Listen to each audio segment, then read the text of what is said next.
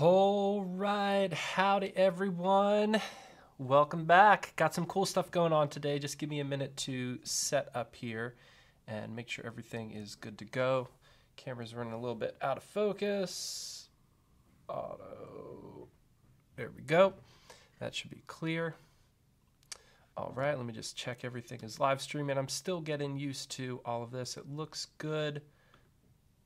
Check that there's audio. Okay, we got audio. Sweet. All right, let's do some coding. So when I left off the other day, I was trying to play around with filters, and I've got a lot more playing around done over the last few nights, and I wanted to talk about a few things. First of all, Mina Seeks talk from WordCamp US. I'm just going to throw this in the live chat link. Definitely recommend it. Gets into using block filters and some really cool stuff going on there. Other thing, I asked in Slack the other day, core editor. This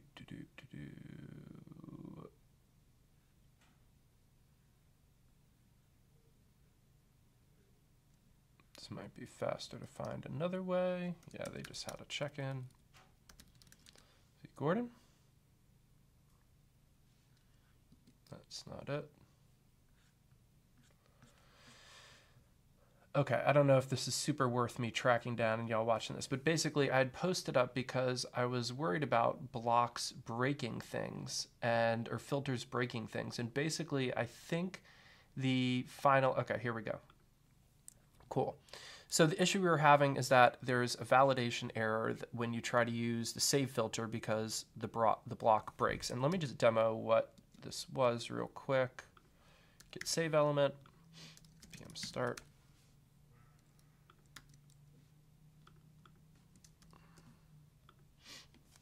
Let's get all set up here. Okay. So before we, I guess, load that, let me just clear my posts and stuff. Okay. I'm going to comment this out and add a bunch of blocks. Cool. Okay. Now we turn on get save element. This is a quote block. Sorry, I want to disable that. Add some quotes.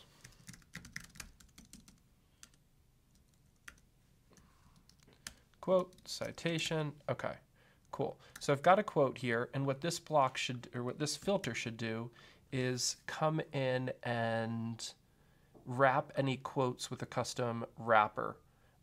Only their save element. So we're looking at the get save element filter. Well, let me move this, blocking a little bit of light. It's pretty sunny earlier. Should be a bit better. Okay, so we were wrapping this up, but now if we run this, it's going to break this existing one. We got Rita in the chat. Howdy, Rita. Because this is adding in a new class wrapper programmatically. Now, if we add any new blocks that are quotes, and we do this, it works fine. And if we were to examine the code editor, we could see our wrapper is here and it's not choking, but it's not sure what to do here because it expects something different. So I had posted up asking about that behavior into Slack. And we got a few different things. First of all, where were we registering this? So initially, I was trying to register the script up inside of a init, which is totally wrong, and I had a feeling. You could register things there, sorry, but you can't enqueue them. So I hooked into enqueue block editor assets, which makes more sense, and that didn't solve the problem completely, but it did make sure that we were just enqueuing things in the right place. But the real question came down to, well, one thing I learned is to use low-merge for deep merging rather than assign. So huge thanks to Andrew for that one. The other thing was that it didn't really get answered, this issue here. What happens when you have some blocks that exist and it's saying it breaks them? So luckily, Riyadh, one of the core developers, reached out, and I won't show the exact chat there, but he basically said, hey, you're doing this wrong. If you want to hook into get save element, this will work, but it will only work for new blocks, and that's just that's just part of Gutenberg. So it looks like if we want to do things this way, it won't work for any existing blocks, or any existing block has to be reserved or resolved, and then it'll work fine. So it's not that we broke the block completely, it's just that it attention needs to be drawn. So what my follow-up question I want to find out is, like, can we programmatically find out any potential blocks that might have this issue and just run that script when we do the filter? And I don't think we can. Hold on one second.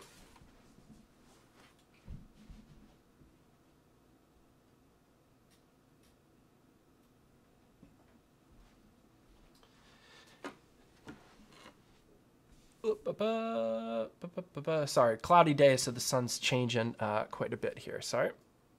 Autofocus, little sketchy, should work. Cool. Okay.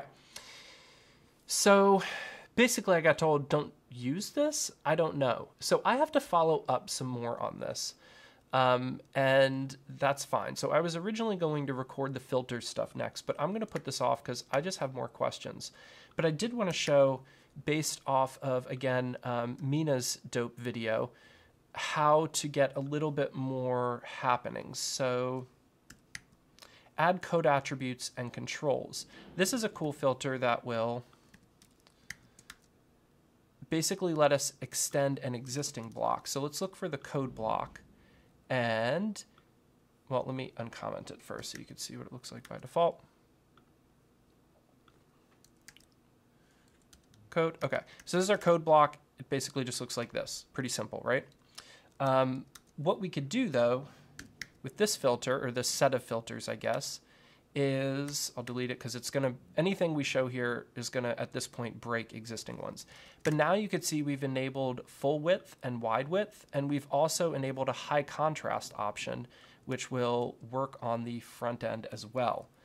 So I think this is really cool because a lot of folks ask, like, how do I extend, sorry, this autofocus is having a bear of a time here. How do I extend existing blocks? And I just want to quickly go over this. So we have register block type. And I at first thought that this filter wouldn't be that helpful, but it's super helpful because we could come into any settings and we could come into the support settings and just add align full and add wide support. We could come into the attributes and add an align attribute, and we could come into attributes and add a high contrast attribute. So this is actually super helpful if we ever want to come in and add props or attributes, adding attributes, or overriding any of the settings actually. But it's kind of a problem because it doesn't do anything. So next we have to hook into the block edit, which will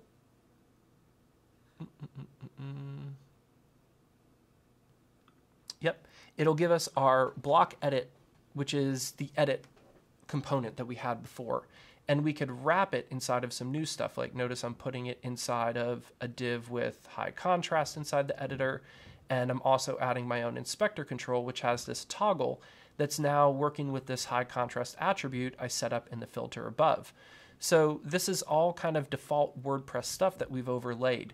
Now, I don't know at this point how to get into this. So if we actually wanted to edit the edit stuff, we'd have to go about it a different way. So this is helpful for adding some stuff in the sidebar, but it's not completely editing a block exactly how some folks might want to. And then finally, the modify save setting will just go through, and if it's a core block and it has an attribute of high contrast, then it will add onto the existing class names high contrast. So on the front end, by default, there is a WP block one, and we have that, and then we just add our own high contrast so we could add our own styling.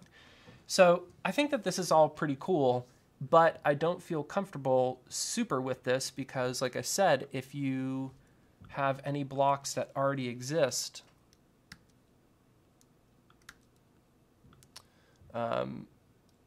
like let's say we had this block, we had some code, and then we go ahead, like let's say we're given a site and we want to add some custom code to it, it's going to have this thing happen all over the place. So that's not ideal in my opinion. And since Riyadh suggested actually using the render block, so a server-side block. Let me just show you real quick. If you've taken the intro course, there is a dynamic block example where we have some PHP and we hook into render callback.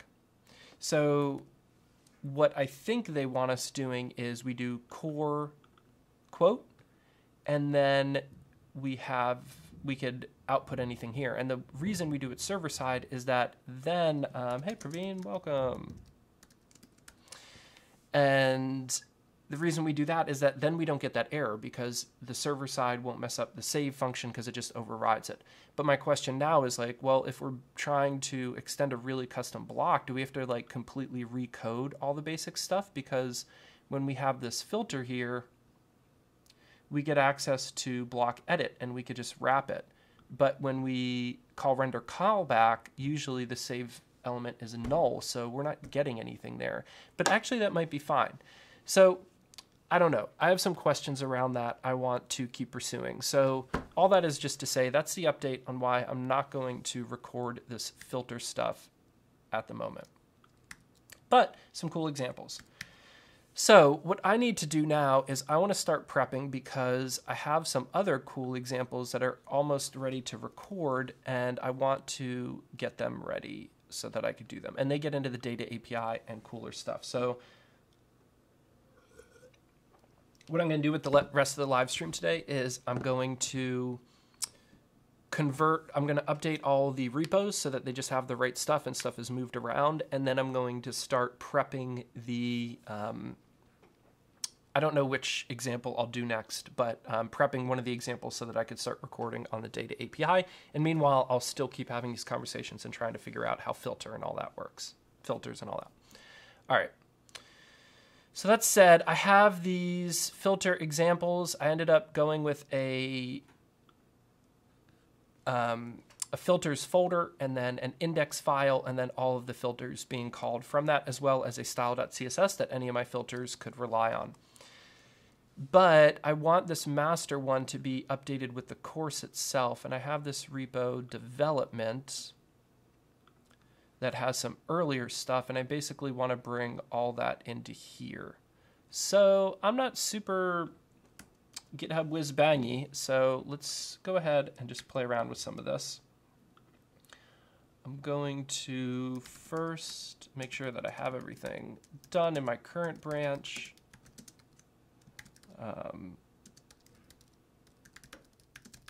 With block filters, need to implement block render server side replacement for, what is it we're replacing? Server side replacement for the block, for the save filter. I'll just put it that way with the exact name. Okay. So let's take care of that. And now I want to grab some of this stuff and merge it over into development.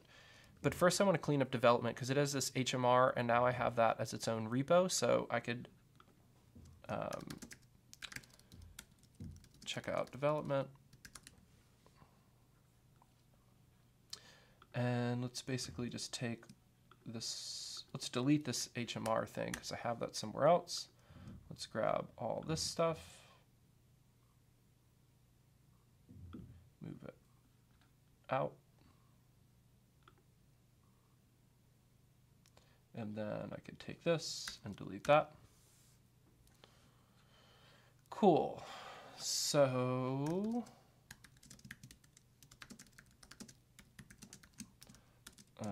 flattening examples, removing hot module replace for now. Okay.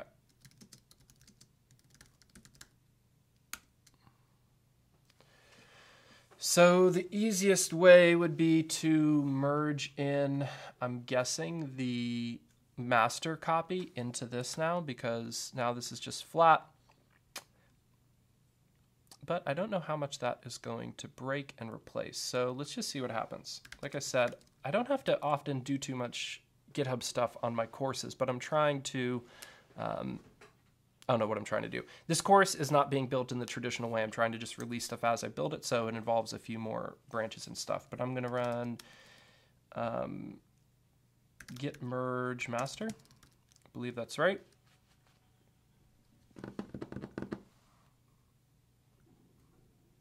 And I'm guessing I have a ton of conflicts.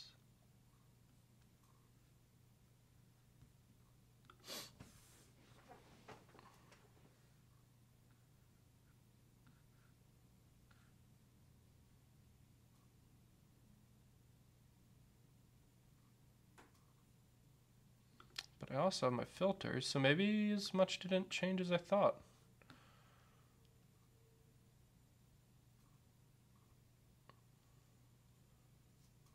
Sorry, this is the stuff I don't do super often, so folks may be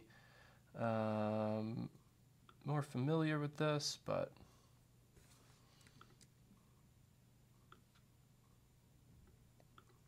yeah, I don't think...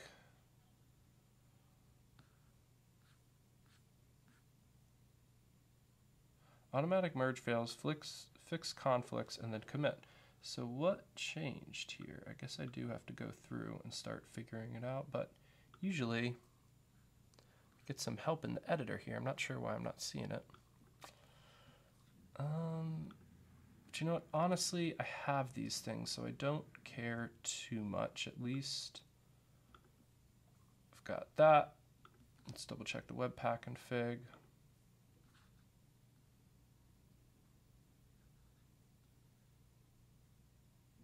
Yeah, I've got my filters in the front end. Oh, I don't have my plugin stuff, but it's not showing me.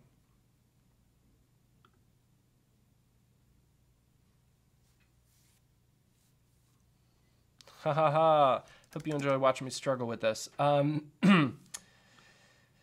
don't... Yeah, I'm not seeing some of the stuff that needs to be in here. So something did go wrong.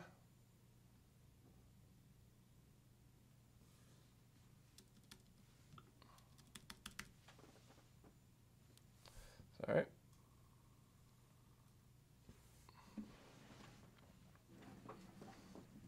Sorry about that. Need to figure out, I had to get a new lens. The last one burnt out. And hello.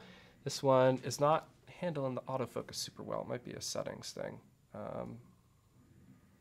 Usually that brings it back. Cool. Yeah. Okay, I need to...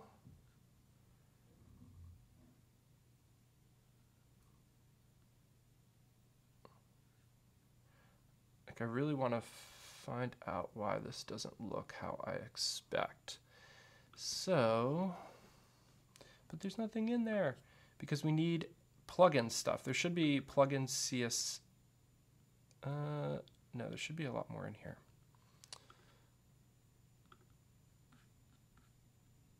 I think. Yeah, see all that. What's going on here?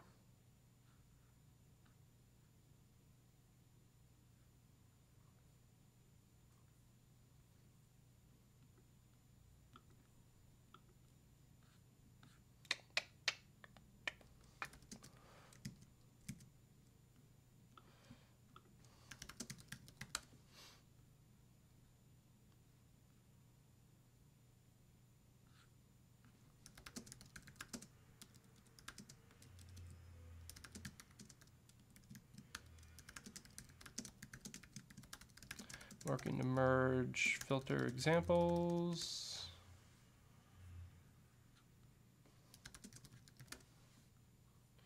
But why didn't this show me? Oh, probably because it just merged them straight down and replaced it. So I want to make sure we don't lose it. So I don't know. I think I'm just going to manually do this. This is not probably the right way. Well, no, I'm positive this isn't the right way. But it's what we're going to do. Because I think that everything else got copied over there well enough.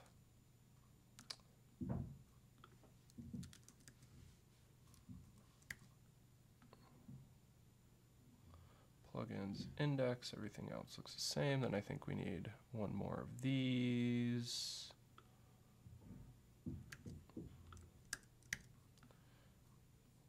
And that. Okay. I'm pretty sure that's all I care about, because as long as I have all these blocks and everything, and I didn't lose that, that's what I want to start working on, these plugins and the Sidebar API. Okay, so check this out.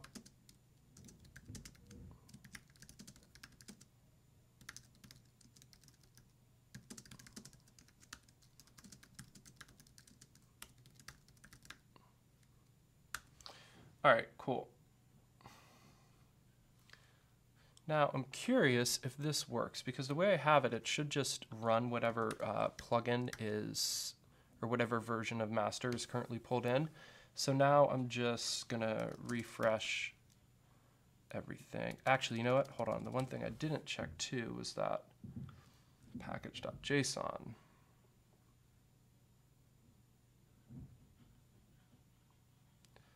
Huh, interesting. Because there's some stuff in master that we need here.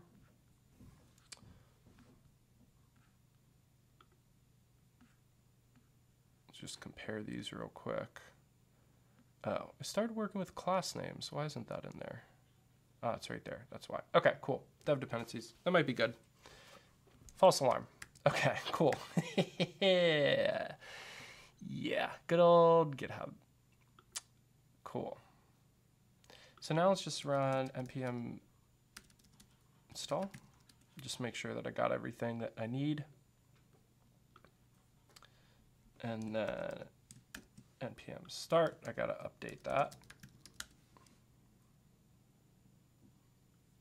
Interesting, working so far. All right.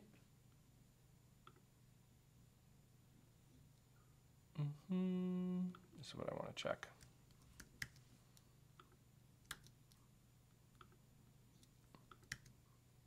So if we had wired this up properly, this should be kicking in that custom code, which tells me something isn't right here.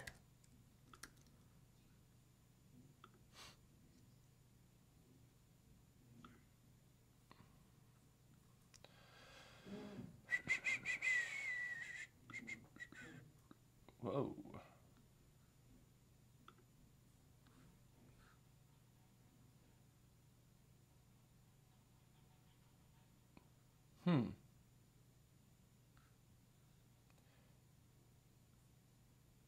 Really curious why that didn't work. For the sake of breaking everything again, I almost want to pull that in.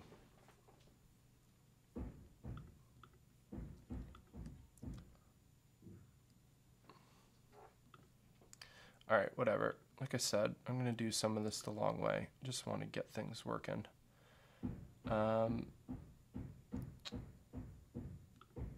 Should I just shift to master and start working there? That's just going to be ahead of what everybody else is doing.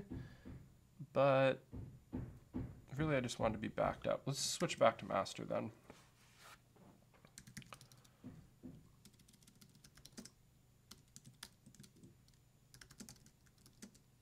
Let's check what the status of this is.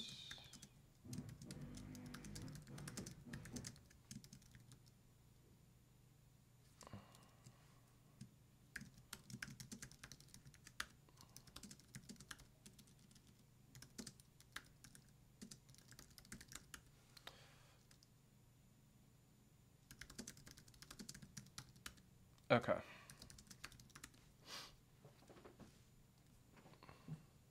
Try this again.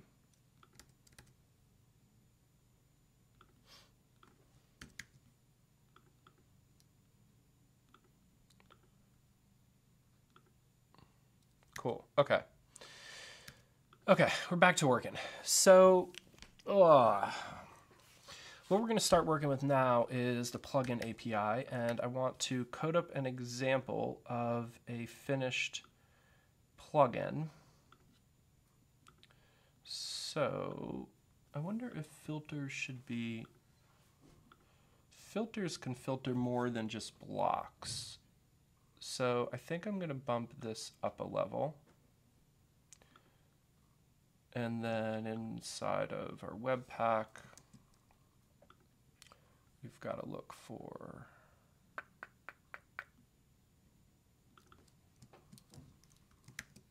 cool. Okay.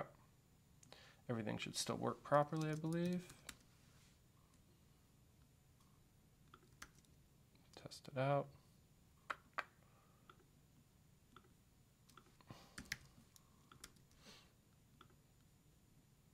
Nope. Not loading properly. Ah, gotta save this, restart it.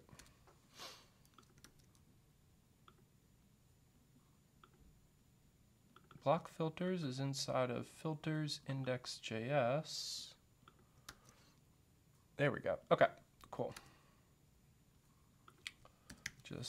Just checking. Cool. All right. So now what we need is we got a blocks folders, we've got a filters folders, and we're going to start a plugins folders, which I think these should be called sidebars, but WordPress calls them plugins, which I think is weird to call something a plugin in WordPress when plugins already has its own name. Whatever, there's my gripe. So inside of plugins, we've got an index.js, and this is simply going to import sidebar plugins. Cool. And then we're going to create our first plugin is going to be a table of contents, which I think is pretty cool, and that will get us up and running with writing our first plugin. So the first thing to point out is there is some documentation.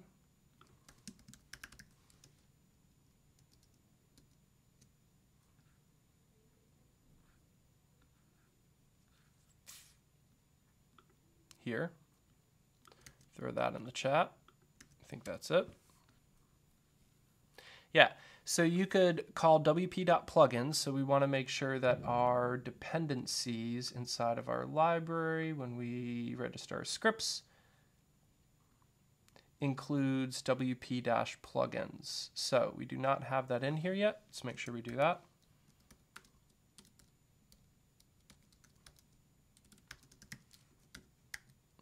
Cool. And then we should have access to register plugin. So this will let us basically set up a new plugin, and it appears in the sidebar, and then we can also, so there's a few options here. We'll get this icon right here, and we'll get a sidebar of our own, and then we'll also get to be listed down in here to be able to toggle that open and closed. So I got to give shout out where it is due to the wonderful Riyadh, who is one of the core, I think it's Riyadh. Yep, one of the core WordPress developers, Gutenberg developers, and he has a plugin called Drop It. And Drop It is a pretty cool plugin. In fact, let me just show you what it is, because he kind of built it as an example to be followed, and I think it's a pretty good one. Right? Yep. Basically anything this guy does, I would recommend you checking out. Man, autofocus here. Come on, kill him, Miss Smalls. Go ahead and activate it.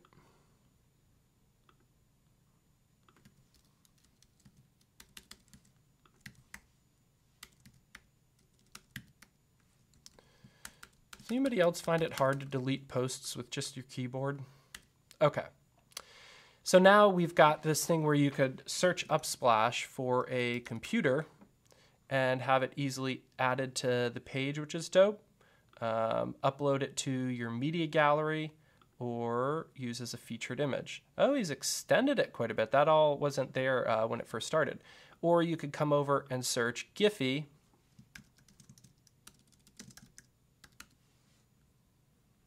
And get some magic high five going. So this is a super cool plugin. I mean, not only for just ease of use, and it, you know, anytime you want Upsplash there, you don't have to go download it. I know that happens for me a lot. But also because it demonstrates how to use a sidebar API. So we could see that we've got the plugin stuff here. And I really recommend checking this plugin out because it's a great resource to learn from. So I'll drop that in as well in the show notes. That said, we're going to kind of code one out from scratch here just because it helps me practice for the videos. And if you're following along here, it'll give you an example of how to use the plugin Sidebar API. So let me come into plugins, just deactivate this. Oh, WordPress 5.0.3 is out. Aging the video here a bit. Let's go ahead and update right quick.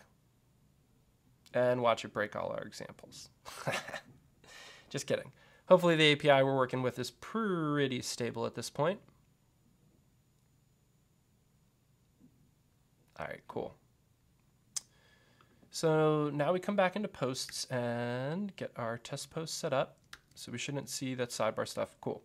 Now, as mentioned, I've coded out a bunch of this already. So I just want to go take a look at it as a reference to kind of refer to as we go along here. Okay, so the first thing we want to do is import o1-toc, right?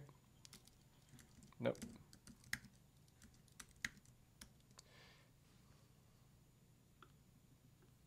There we go. Okay, so now we've got our table of contents running, and the first thing I always do is just come in and check to see, like, is this sucker actually loaded?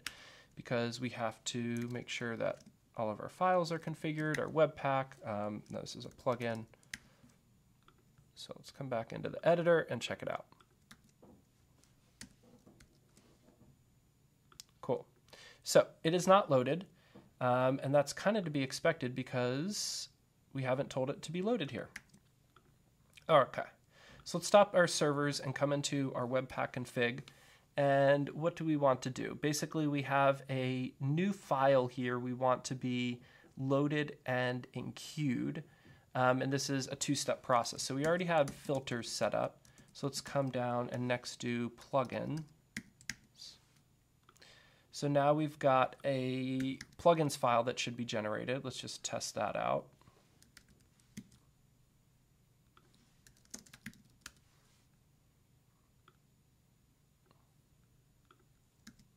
Now when we save it, we should come into assets, JS.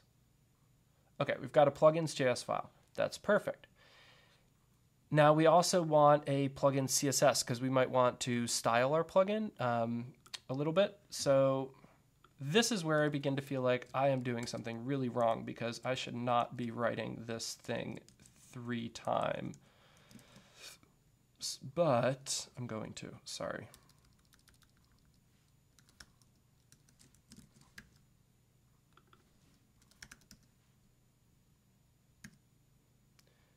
Well, I think it makes more sense to just call this plugins.css, right?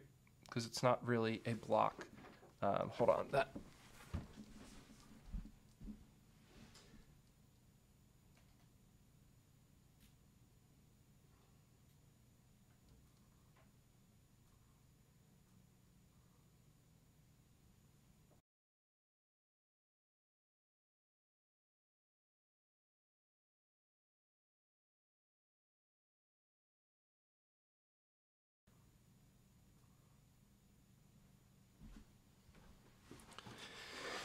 Sorry about that. Trying to see if I could switch autofocus settings and that'll work a little bit better too, just adjusting to the light.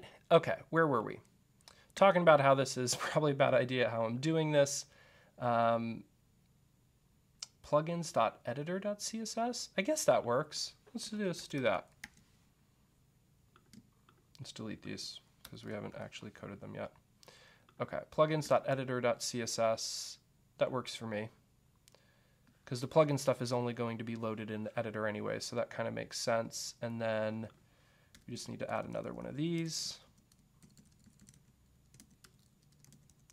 And so now we're going to look for anything that is named, what, plugin.css, and that will automatically get this filter. I know, I got to clean this stuff up somehow, but then I think we just add this here. Okay, so to test the whole thing completely, I'll just do a import plugin.css here. File plugin. I mean, we could technically be like compiling this with all of our block CSS too, but I just feel like that might be a bad idea, and it's just nice to keep it all separate. But really, I don't think that that would matter. So this might be an extra step that we don't need.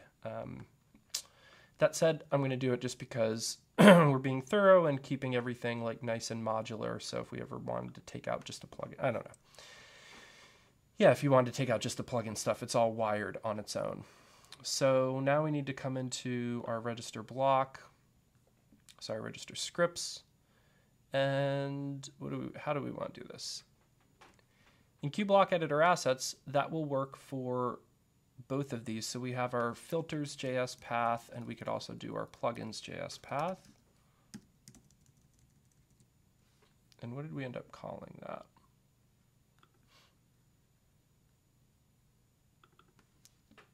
Blocks.plugins.js? That doesn't make sense either. Plugins.editor.js. Let's do it that way.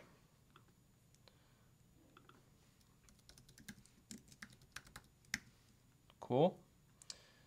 And now we could basically, I think, just do this in QR plugin JavaScript plugins. What do we need for our plugins? I'm going to make it dependent on the same JS dependencies as our main one. Our filters didn't actually use that much, so it was kind of redundant. And I was troubleshooting to see if this should include other things. I also pulled Lodash in. But for this, we're going to use the same JS dependencies. So that should make sure that everything there gets done. Let's just test it on its own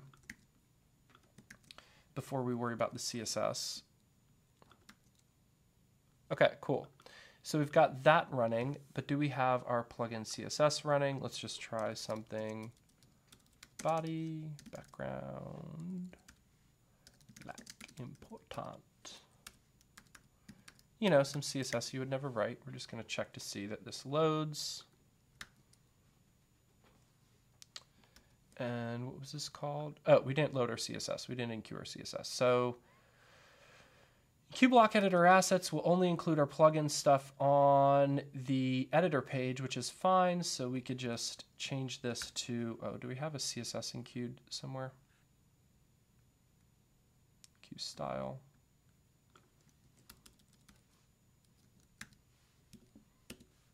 And let's get a style path.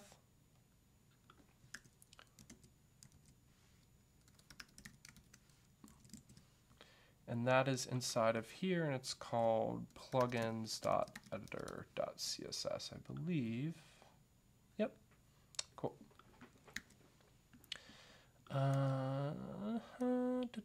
Q style, plugins, CSS.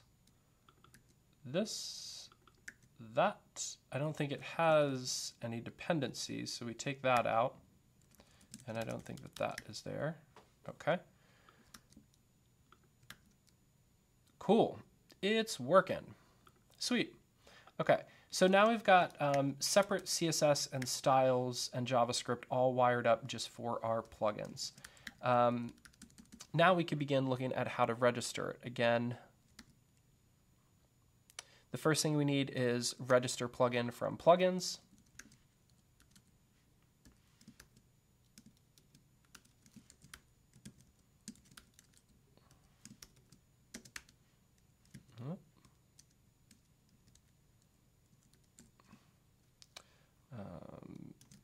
Get dependencies.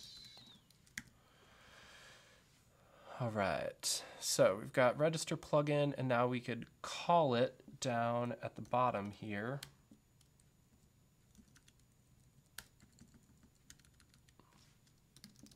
Register plugin.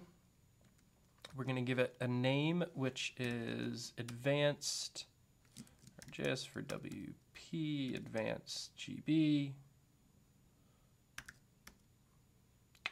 plugin. TOC, I believe, table of contents. Let me just double check how I coded this out originally.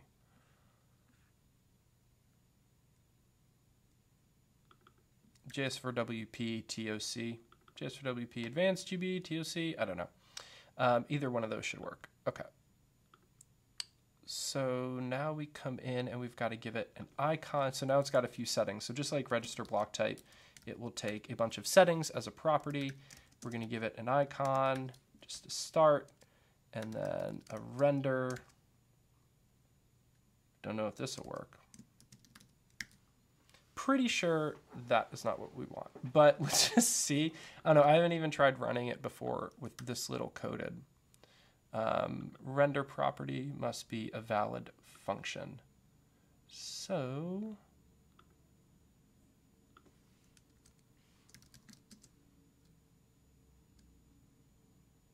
what are we calling this? TOC.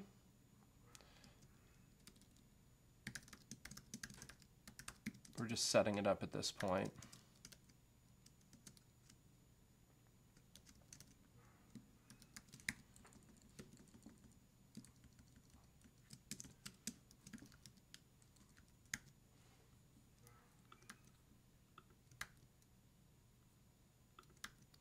Okay, that's not hating that. Now let's break this down a little bit further. Okay, so there's a lot of higher order functions and stuff going on here. So, you know what I'm going to do is do I want to just grab this and clean it up? Let me try coding it from scratch to make sense of this. Okay, it looks like we're also going to need import class names. Just basically just how you apply multiple names, classes easily in React. And then, let's see.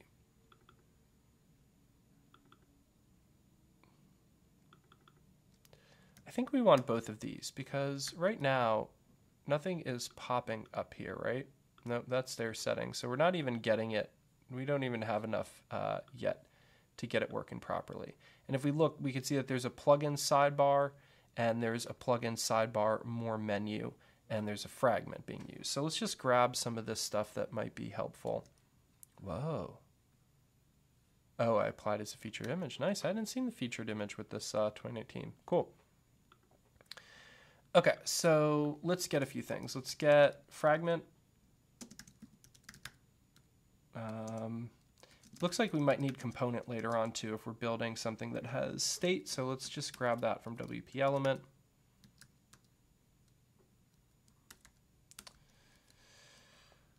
Put that up above it. And then we need to grab these two plugin sidebar and plugin sidebar more menu item. And these are inside of edit post. Cool. So let's just kind of follow along this basic example that they give us in the documentation and get this set up to just return what it's telling us to do. So we get our fragment because you can't return two things at once in React, and we've got our plugin sidebar more item target, and I'm guessing that's just going to be a unique identifier, which I'm going to use. No, it isn't. Let's go with sidebar TOC. That's feeling like there might be name spacing issues. We'll see what happens here. TOC. And then we could add the plugin sidebar. So this looks like where all the actual good stuff is going to go. And now this should match too, right? Sidebar TOC. So let's use the same name for everything, which obviously we should be having a variable for. Let's not worry about, let's ignore that for the moment. And then we need a title for this, which is going to be table of contents. Let's just use table of contents for both of these. Right, so next, if this is not self-closing, then here is where we will put table of contents here. Cool. All right, so now we refresh it. We've got our edit icon, put table of contents here, and also in the drop-down menu, notice that under plugins, we have this, hold on. We have table of contents, boom, with an edit one. Okay, real quick, let's just go set up a custom icon. Let's head over to, do I have the Noun Project app here? Yep. Marmalade. What makes you think of a table of contents? Ooh, I kind of like this one. Let's go with that. All right, so I should be able to copy as SVG. Come over into my SVG converter, SVG to JSX. I'm so grateful for this app. Okay, so I've got that. Now I could create a icon.js. And I'm going to borrow from my gallery icon real quick. Table of contents, I don't think I need icons. It should just be icon similar, singular. And then I could grab the path from here and replace that. And now in my icon, I could import, let's do it above plugins. Well, do it this way, import icon from icon. And now in my icon here, I could just do this. See how that looks. Meh. Actually, it looks a little small. Okay, not to be nitpicky, but it's a little hard to tell. What's another word for this? Contents, directory. Let's try directory.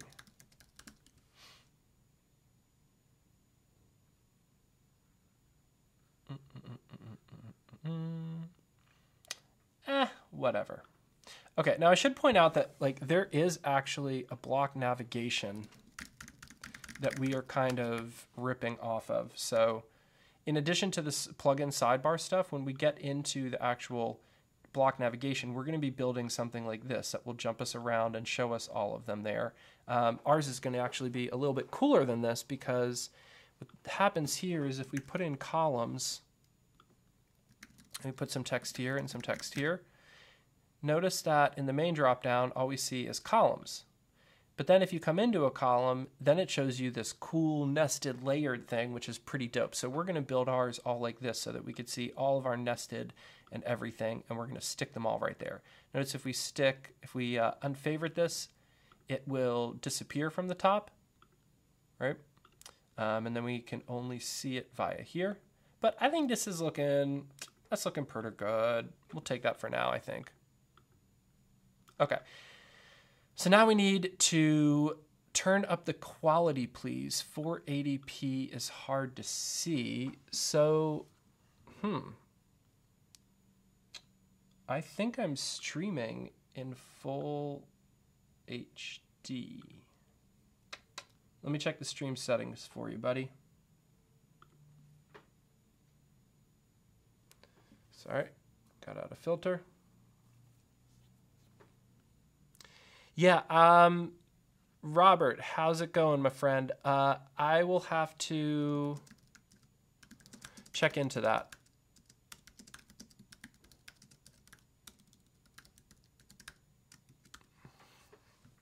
But what I can do is bump up the code quite a bit, so at least that is easier to see.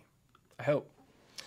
Yeah, sorry about that. Still adjusting. I thought that this was all recording in the high def, same as I see on my screen, but I guess not. I will try to improve that, but I don't know how to do it now.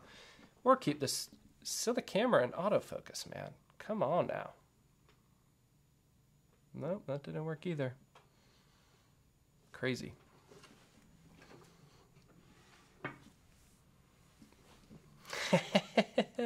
Still learning here. Sorry about it all.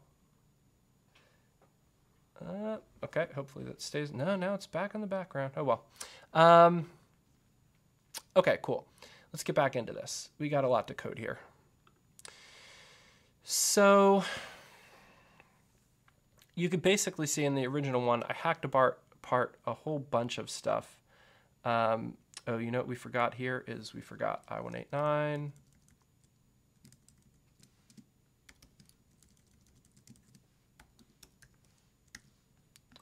Because this should be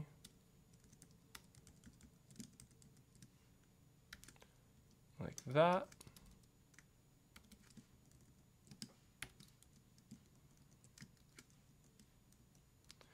And then what was that? Advanced JS for WP. Just go borrow from another piece of code real quick. This. Okay. Cool. So let's just double check that we have everything we need translatable as we go. Important. And up here. Cool. Okay. So let's see what we need to do next. Next, we need to go about actually building all of our blocks. And so I'm just going to read through some of this old code here, because one of the problems is that we need to create this like crazy recursive component that will continue to look through all of the blocks available. So this is the first one we want. Table of contents block. Here we go. Okay. So first we want to do, well, I don't know how we want to do this. Okay. One of the approaches we could do is we could create a higher order function that we'll use with select to get a bunch of the data that we want. Like we want to get all the blocks on the page. We want to see if something has blocks. This one is going to get, oh, this will get a specific block. This will get us all the blocks. Oh, this is the function for getting a block. This is to see if it has blocks. This will actually get us the blocks on the page, and then is selected will let us see what's selected. I didn't fully finish coding out all that. Okay, so getting into the data API, I feel like there's two ways to work with this, and I want to test this because I've only used higher order functions at this point, but I believe that there is another way to go about these that I haven't done yet. So I need to do some exploration, and it is of this data library. Because what I've seen is a way that when you call rather than wrapping in a higher order function, there's a way we should just be able to call this directly, but I don't remember what that looks like. So that's what I want to find out, because ideally, like, we'd kind of start this using the simplest way and then get more complex as we go along.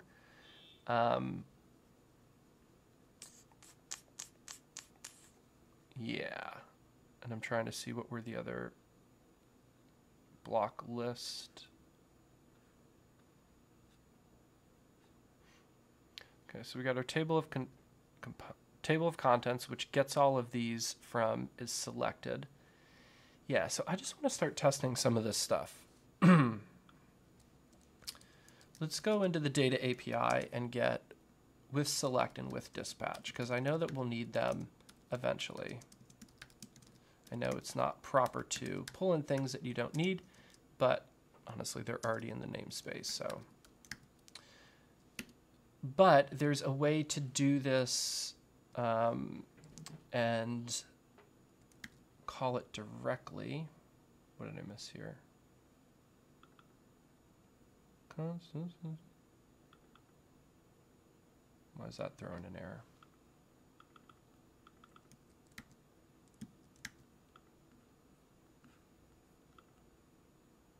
That looks right, right? Not sure what that's about.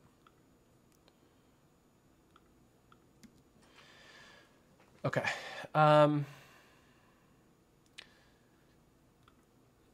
Where can I find an example? I'm trying to think back to where I've seen examples of these in action. We're kind of new with Gutenberg, so I feel like just searching doesn't necessarily work. Let's get all the blocks. Let's try to figure out the way to get all the blocks.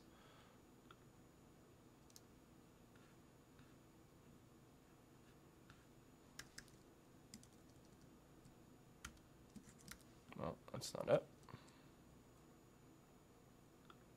Avoid get block. I don't think this is what I want.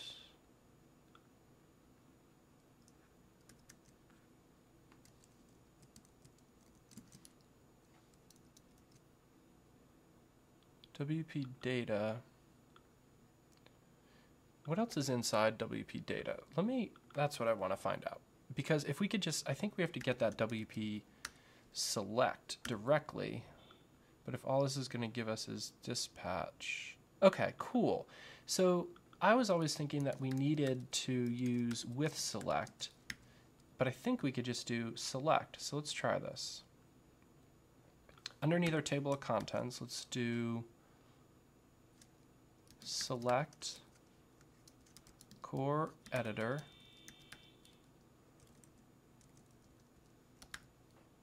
dot get blocks.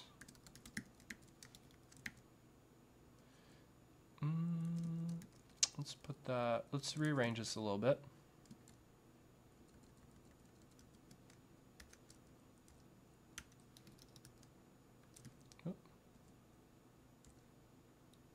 Oops, didn't meant to wrap it that way.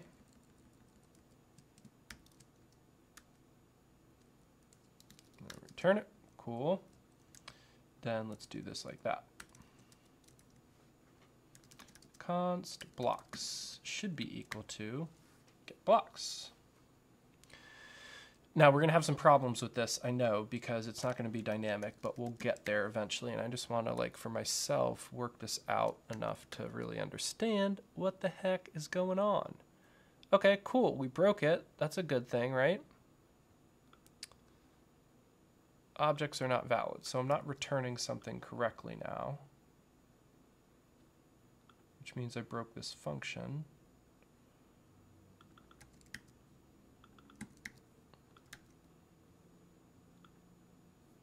Okay, what about it broke it? Was it?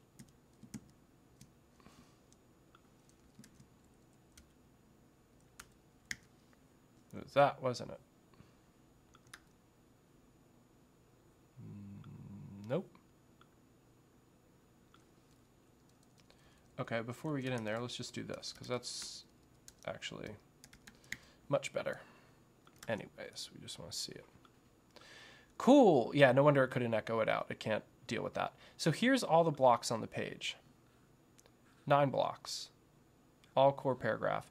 But what happens when I add a bunch more? So if I add a bunch more, now it gets a ton.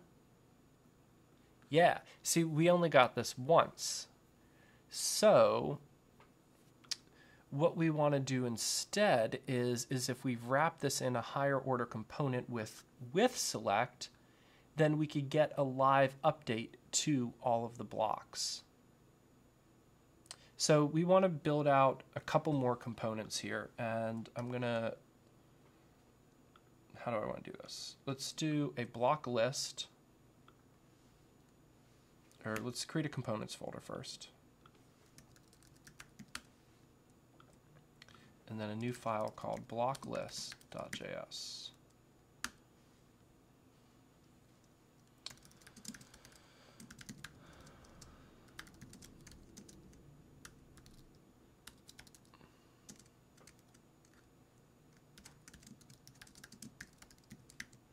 So let's return a list of blocks right there and go ahead and import that.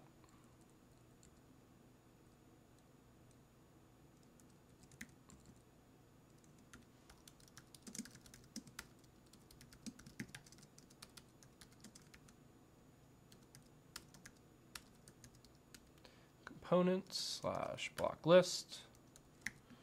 Okay. And then after our table of contents, let's wrap this in a header. Oop. That wrapping. Let's wrap that in a header. And then let's call block list.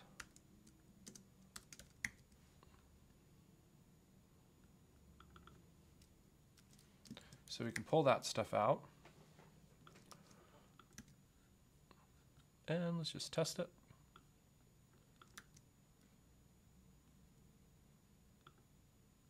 Nice and broken. Just how we like it. Something isn't right.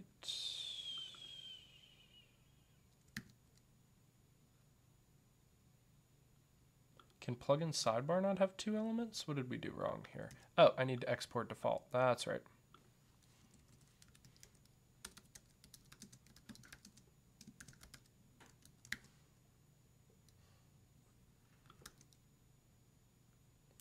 Cool.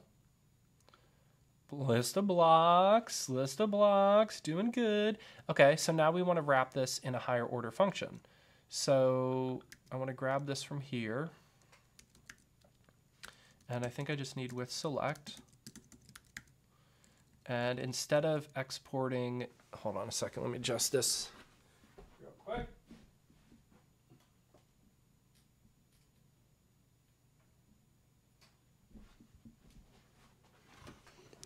Need like a remote way to be able to adjust all that.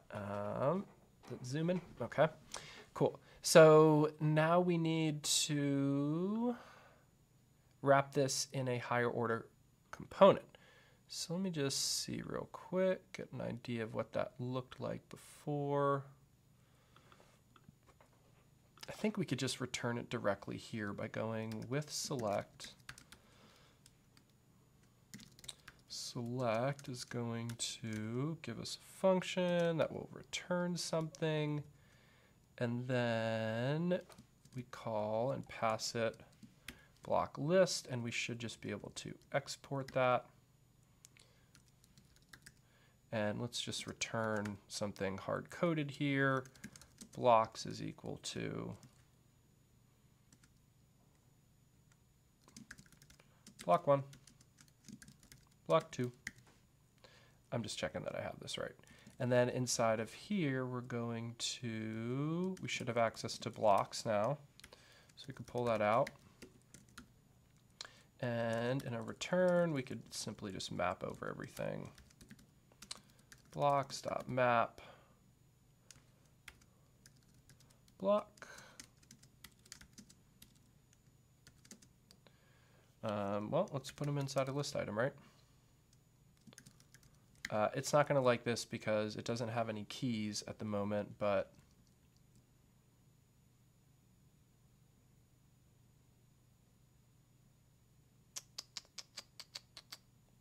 what did I do wrong? Return. This is also going to not be good like that. We want to put it in a list item.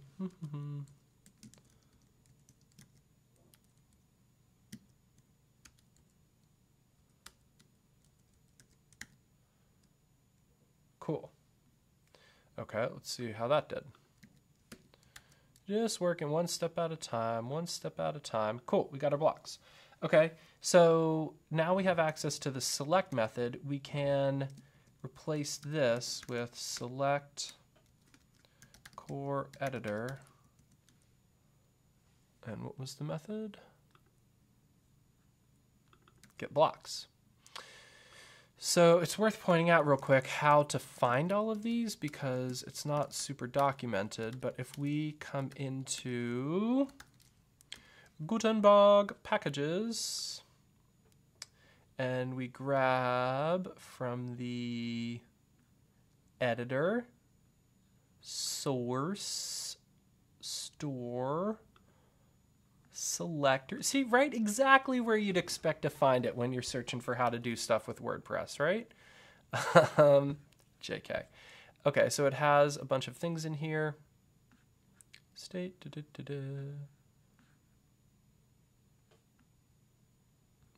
Has editor redo, has changed content. No, wait, I don't think this is the right one. Oh, get current post, get post type, get current post ID, get all of these, get post edits. I think, is this where get blocks is?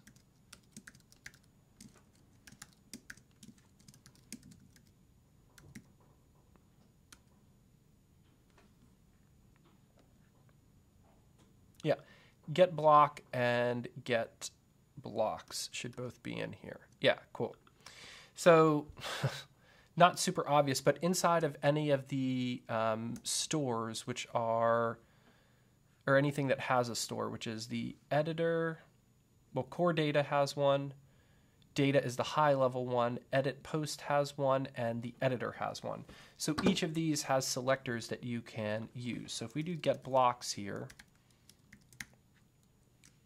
and we call it, and we pass that in, then, well, that's going to break. But let's just look at what blocks gives us. Okay, so I'm thinking we see written block for each one of these, right? So that's great. But if we open these up, now we've got some magic data, and this is some cool stuff I want to share with you. So every block has a client ID, which is super important. This is how we grab or reference anything, and they're just created in memory so we can get them with our JavaScript. It'll have access to any inside blocks inside of it, like the columns one, what block it is with the original content, and all of the attributes. So this is some lovely data. So we can, from this, grab the name and just list that from the block as well. And we could use the client ID as a key here. So if we do key equals block.clientID, and instead of this, we do block.name. OMG, I hope we're supposed to be excited, because I am, because this is pretty cool. What? I don't know. I think that's rad. I'm digging this data API and what we could do with it. But what we saw here is that if we just try to call select directly, it's not going to give us this live update. Oh, that's the thing I want to point out. Watch what happens when I delete all these. It starts updating itself live, right? Because that's what the benefit of the higher order function is.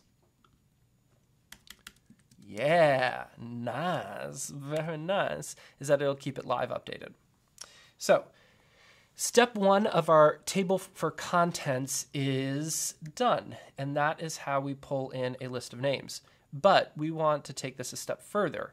There's two things we want to do. One, I want to pull in this cool, pretty picture because look at this pretty thing. Isn't that pretty? I want that. I want the pretty stuff. So, and we also want the paragraph name. Like, it just says core paragraph, and if we look back in the console log, it doesn't actually tell us the name. So now what I'm going to need to do is have access to a function to look up a block and get more information about it. So that's the difference between get blocks and get block. Editor, core, store, selector, get block. Let's try function get block. Cool. Nope, get block count. That's cool. We could use that too. Let's just use get block. Is that in there? Nope, they use a space. No.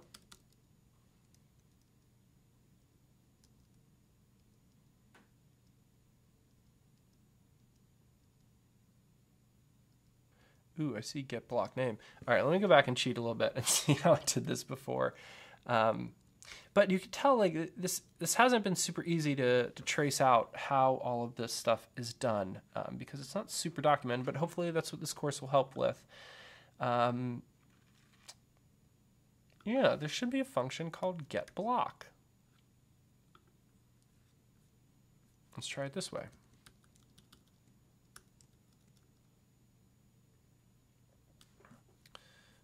All right, let's just do this. Function get block.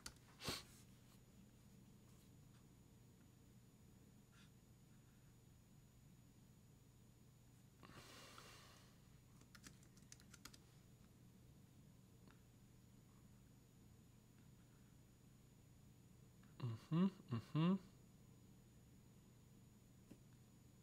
we do it like that?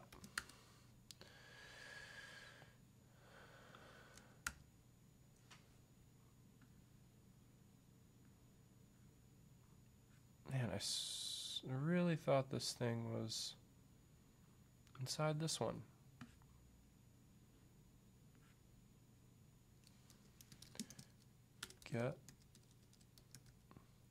Was it get block type?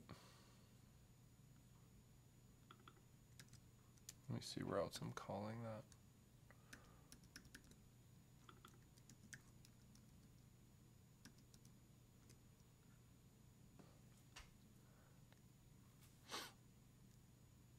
that. Okay.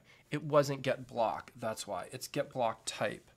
So if I pass in the name of it, I should be able to get the block type of something. Now that can happen. I don't need to. Where am I pulling that in from?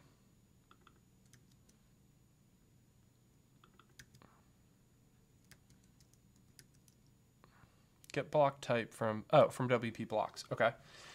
So that's yet, geez, that's yet another folder that is another set of functions that is not part of the data store unless the blocks has a selector data store. So let's go out to packages, blocks, source. Yeah, so there's a store for the editor, which will give you all the blocks that are available in the editor. Then there's a store for the blocks themselves if you want to get data about the blocks. Again, this makes sense, but we just don't have like a good picture of all of this. Like literally, I'd love to see a drawn picture of all of this. So now we've got get block types, and I can pass it in and grab that. And it doesn't look like that needs any store or anything like that. We could just go into get block. And I remember having to trace down quite a lot, and I think that's in blocks, right? To figure out how this works. So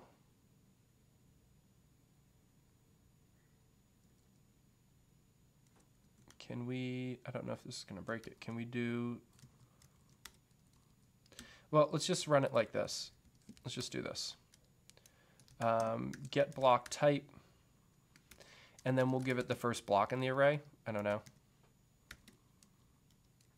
Let's just try that for now.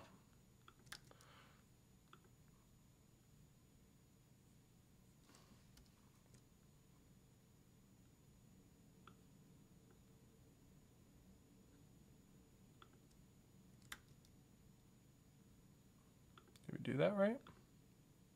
It doesn't pop open until that happens.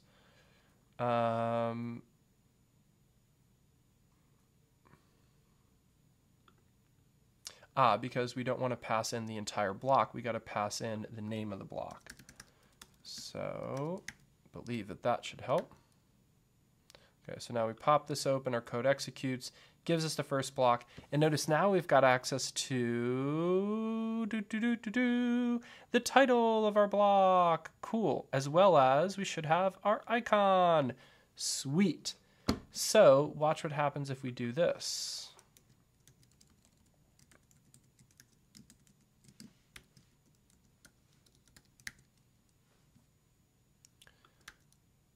Now when we open this up, cool. So now we see the name. Now let's get the icon and display that instead. So how do we do that? Get block type. I guess it does make more sense within that loop. Ooh, good. Going to get some more help from some Gutenberg devs here. How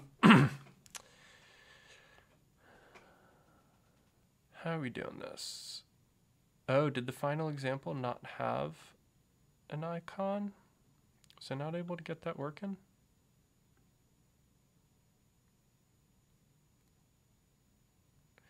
Or did we just have to code it ourselves? All right, let's bust this open here and give ourselves a bit more room to work within our map. So here we could say I think we could say const block type for each block is equal to get block type, the block name. Okay. So now we could shorten this a bit to just be block type title. Let's just double check we've got that right. Come in, we've got the block type title. Okay, so now let's see what it looks like to, I like having this a little bit more going on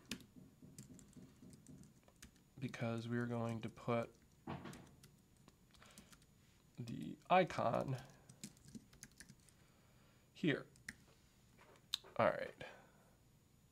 So backtracking a bit, I know we've got .icon. If we look at what that does, I don't think, yeah, that breaks everything. So let's console log the icon instead to take a look at that.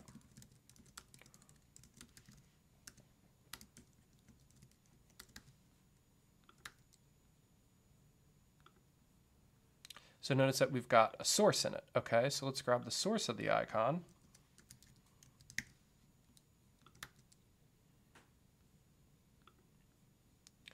And that's a React symbol. So I'm thinking we might be able to, don't know if this is true. Can we just do this? Because it's not really a source URL. Yeah, we can. Look at that, nailed it, perfect, okay. Might need a little styling there. What did I do here? I think digging through Gutenberg, I found that there were some wrapper classes that I thought might be helpful. So I think what I did was I just wrapped this in this, and then I didn't have to fix anything. But I think it might have to go inside of a button too. We'll get there in a second. Yeah, cool, look at that. And I think the way I found that was I just came into here and tried to find out like, what classes are they using? See, it's how it's inside of a span. It's just a straight SVG inside of this, inside of a button. So that was what I was trying to duplicate there, and we're not quite there. But this is cool. Look at this. We've come a pretty long way, and now we could do one of two things. We could start making these buttons and clickable so that they could go to something, or we could start making them actually break off and show recursively what are inside of columns, because we could see we've got this here. Let's do the first step and just get buttons fully working, I'm thinking. All right, so we could see we've got a button here, class name. We pass it some crazy class names. If it is selected, we give it is selected. Thanks, Rita.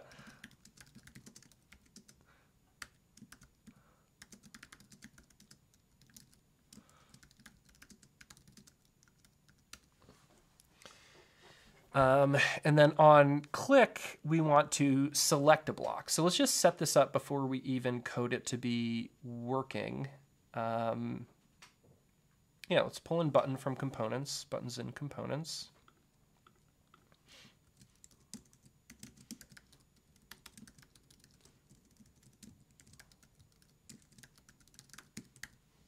I believe that's right.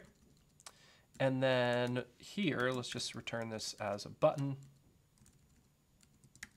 Cool. So that's step one. We've now got bouncy buttons that are clickable. They don't do anything yet, but they're lacking some style in it. We know style is important. So I'm just going to copy and paste this, and then we'll look at it real quick. Oh, no, that's not going to work. I'll copy it, then we'll delete some, and then we'll come back, because I remember now that I stopped this at a certain point, but I wasn't sure how to figure out the next step. So we want those classes. Is selected isn't going to work yet. We'll come back to that. It's still in our source code. So at this point, we don't need class names, but we could actually just do this. Keep it simple. And I think what that did was give us some better styles so that, yeah, this just looks a little bit more now like that, right? Same. Cool. So now we've got stuff nicely styled. And again, like, I don't know that this is completely correct, but I find that if I want something to be styled like in Gutenberg, I just use as similar component as I can, as well as whatever styles I could find they're wrapping on. And I haven't done any custom CSS, and this is looking fresh just from copying what they did here. Okay, so now we have to pull in a function that allows us to select a block. So when I click in this block, that could be done programmatically. And let's just retrace down. This is where the editor data store comes in, okay? So we're in the block store and we could get block type data. But if we come back out into our editor store,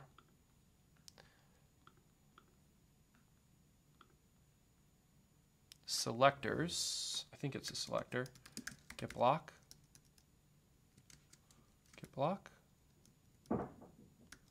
it's here, but where is it defined?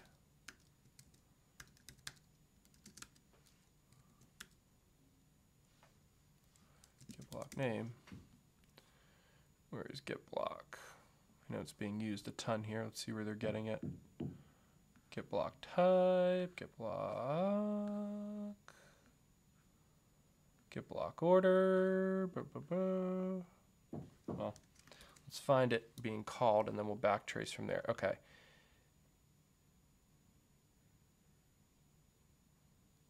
Get, export this. So it's being defined somewhere.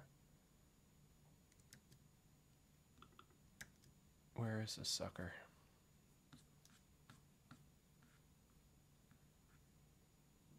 Get block. Get block,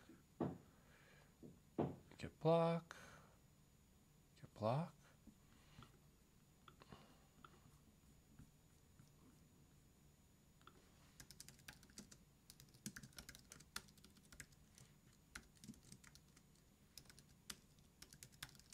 I also don't know how to search GitHub. I feel like there are much better ways to like recursively and search just through certain files or leave out the edit or API searches and other stuff. I'm not sure how to do that. Okay, maybe it's not get block. Maybe it's select, but that is a function that they were using, so it's got to exist somewhere.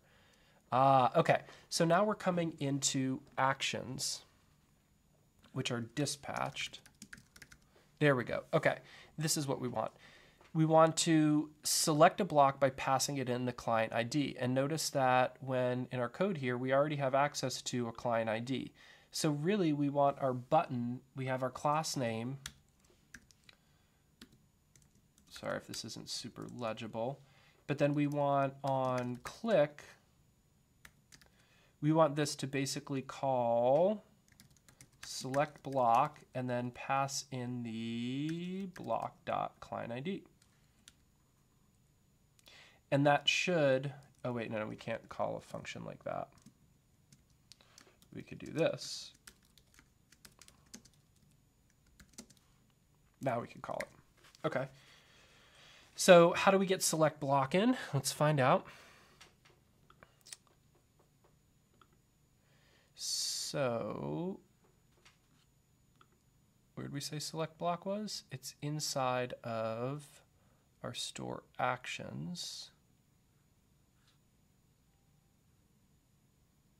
wp.editor. So what I want to see again is, can I call this directly? Because what we can do is we could create a component that wraps this with dispatch, but I think that we could just call this function directly. And if we can, this might be a place where it makes more sense to call it directly rather than, these do not look like actions. Oh yeah, get down here. We're looking for select.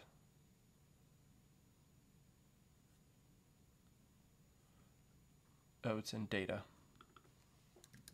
Well, is it in data? This is what I'm trying to find out. wp.data,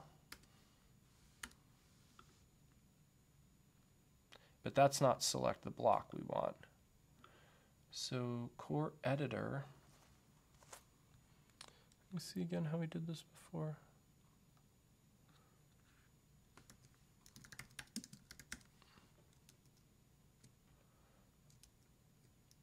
yeah, so before I used,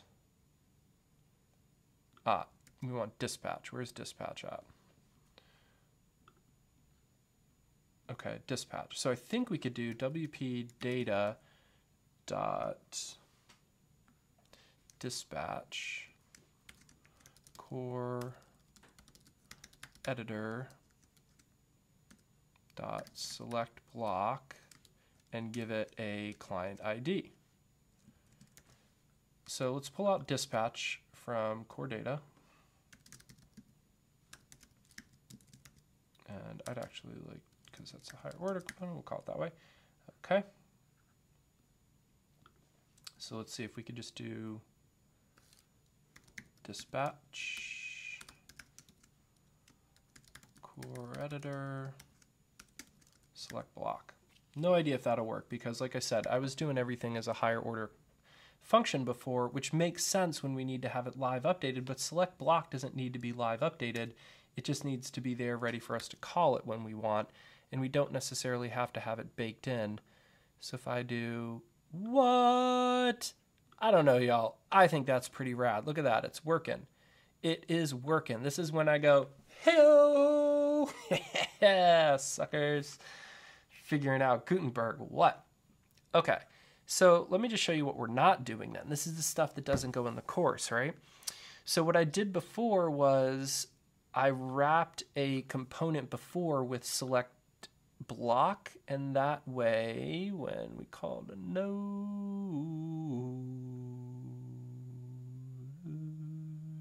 we just had it available in props. But since this doesn't have to be live data or anything like that, then we should be fine here. Okay, so we've got that done. And this is already a little bit cleaner than before. Now we have to worry about the recursiveness because this columns block, I want to show what columns are underneath of it. And this is helpful for us too to just learn how to do. So I'm going to kind of remove this stuff here and come down here and I'm going to say if, what am I trying to point out? I want to grab a columns block and display some information just about the columns block itself. So let's just do a CSL. Oh, okay, we'll do it this way. If block.name is equal to core slash, I think, is it columns singular or columns? I think it's column. No, maybe it's columns. Then console log out the block. Let's see if that works. It should give us one at least.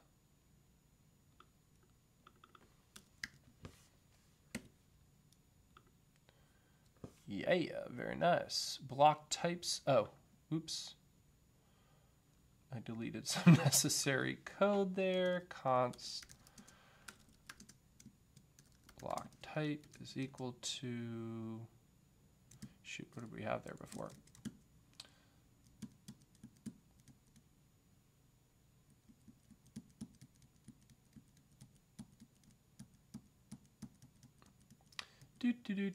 Okay, we need that. We could get rid of that. Okay.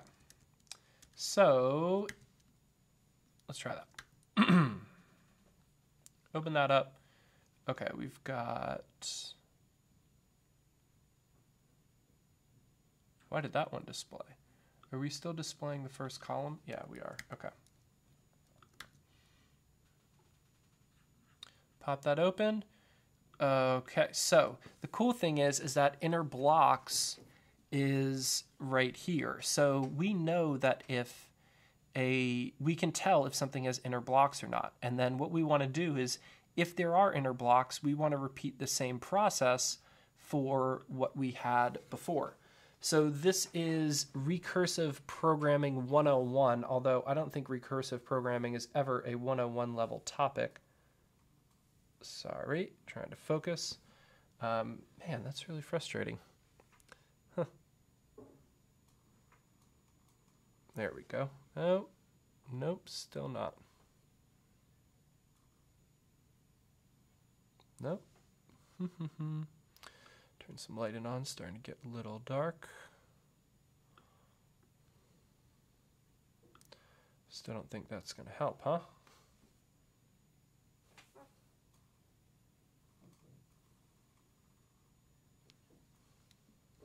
Lol. Stuff y'all are watching here. Okay, let's get back to block development. Okay, so we need this recursive stuff. And basically, like, I tried to code this stuff. I've never solved recursive component design in React. So this was a brand new one for me. And I want to give a lot of props to this amazing article right here. I'm just going to throw this up. Lindsay, you are awesome for this, because what this shows you is how to make a recursive component in React. So basically, if we have a data structure that sometimes goes deeper and sometimes doesn't, how do we code that out? And so this article was really helpful in helping me figure out how to do this. However, what I have here is really dirty, so I want to start cleaning it up. Okay, but let me look at what I was actually doing. Okay, we had a block called table of contents blocks, which took a few things. Is block selected? We'll look at getting that later. This is where I left off, was trying to highlight it if that block was selected and keep that information live, which I didn't do properly. It was not working, or not working properly. So table of contents blocks, let's just track this.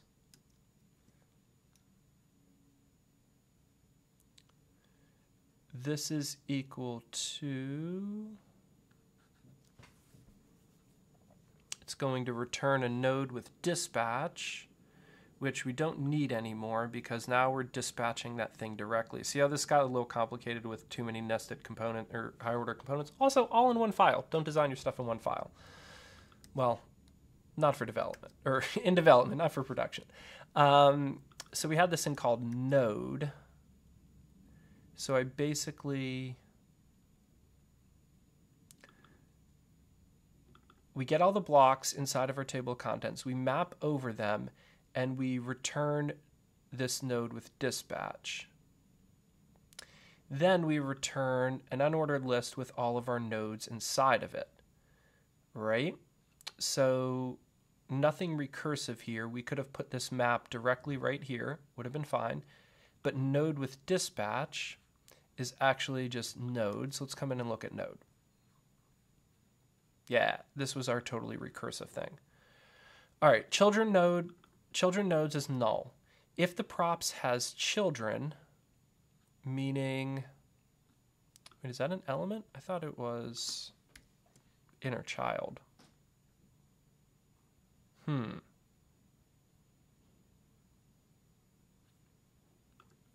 So how is that finding out children? Because we tell it, yeah, okay. We'll get there. If the props has children, which it doesn't unless we if props has children, child nodes is equal to props.children. This was the confusing part. But basically, we recall the node from within it, passing in the child node, which is null. Is block selected? We don't worry about that. And then the children is going to be equal to inner blocks. Otherwise, we go ahead and we return our button. So we get a list item, we return our button. And then if there are children node, we display them here. So for each block, we're trying to figure out if there are children, but I don't know how it knows that they're children if, yeah. Okay. I'm going to grab this, and we're just going to start banging on it to clean it up. Bear with me, please, if you've ever done recursive programming. Sometimes can just want to make sure you're thinking straight about it all. And close our block list, come back up a level.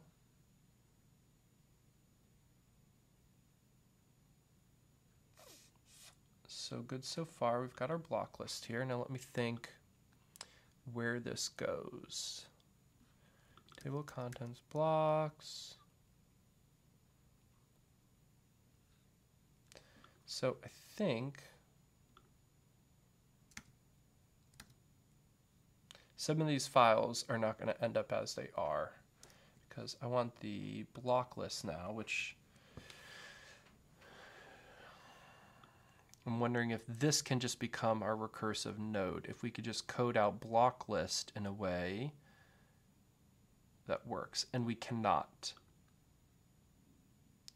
So I think that I am going to need to pull out this as a component because, wait, do I want that as a component or do I just want, yeah, I need the list item, not the map. So I need this to be a component. So if this is the block list, what are we calling that component? Block button? Block item? Let's call it block button. Block item is more general because block button would be specifically just, this naming convention that was horrible. Const block item. We should really call it TOC item. Could actually just be called block, but I'm nervous to name anything in Gutenberg block. Just because it might be a little confusing.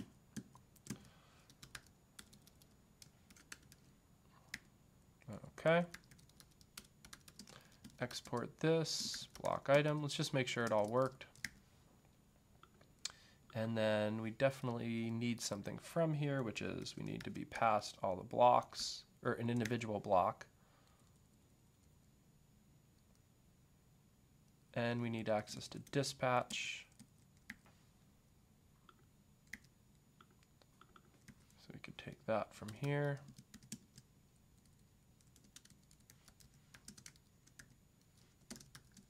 Where's that coming from? WP data.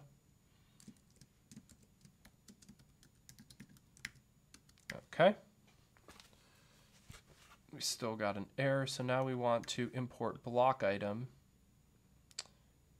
into our block list.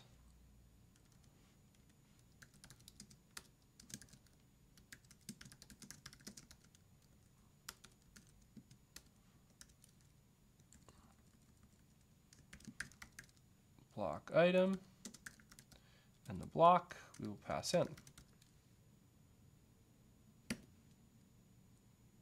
Right? Is that looking good? We could shorten this all up a bit. And we could probably pull this out. And inside of here,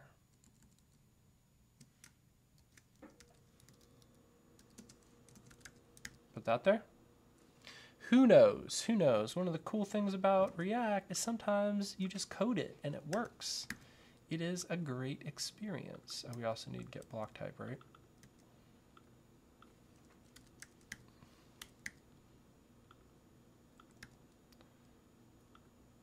Let's see if that works.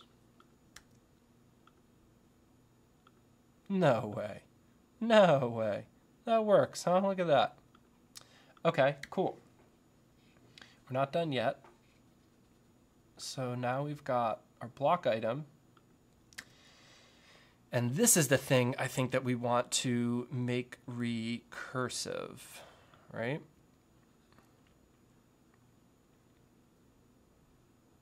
Because, let's see, where are we calling node?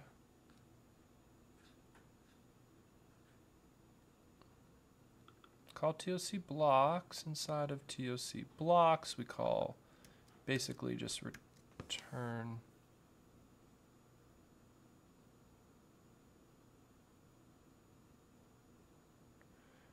Okay. So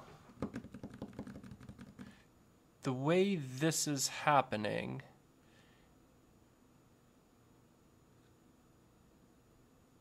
I believe, is that we're creating an array inside of our block list, we're doing const blocks. Nope, we don't override that. TOC blocks, that doesn't even make any sense. Let's call them nodes. This is not going to help, but or it's not super clear, but we'll come back to that. I just want to get this thing working. So we have a block.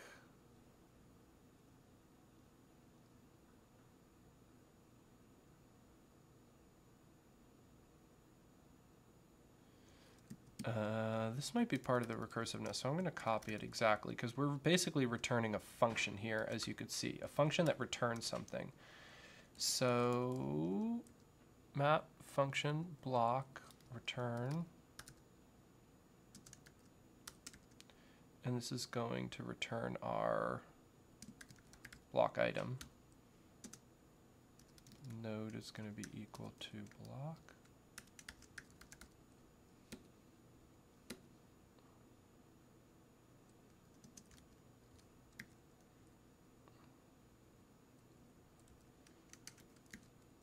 Nope, what am I missing here?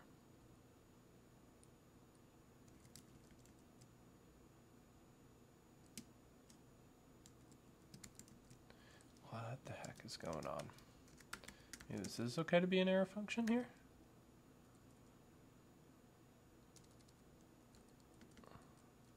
Nodes are mapping through the blocks, returning a function. We get block as a parameter, and then we return the block item, and we're calling node block, and then we need to check children. This is where we check to see if it has children. Here's where we pass in our inner blocks. Okay, so we're setting this up to be our nodes. I really want to call this blocks with a capital B or something, but block lists, blocks, but blocks is right here, so we can't do that. Or can we? And then we're going to switch this unordered list. We're going to comment this out and just put our nodes here. Now we can probably call this all recursively, to be honest. I'm just trying to backtrack what I know was working, and it took me a while to figure out until we get it all nice and smooth. Okay, so sorry, I know that you said that was hard to read. Get a little bit bigger there.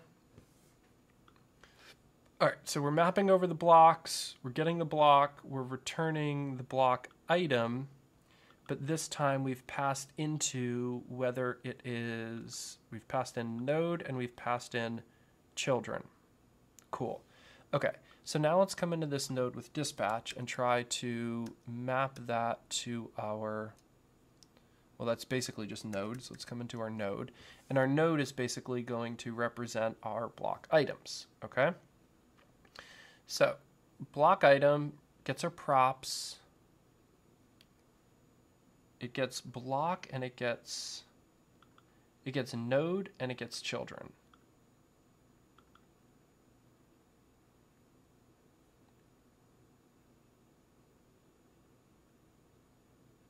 Which I think we could call block. You know what, I'm going to do it all with this naming, and then I'll come back and clean it up.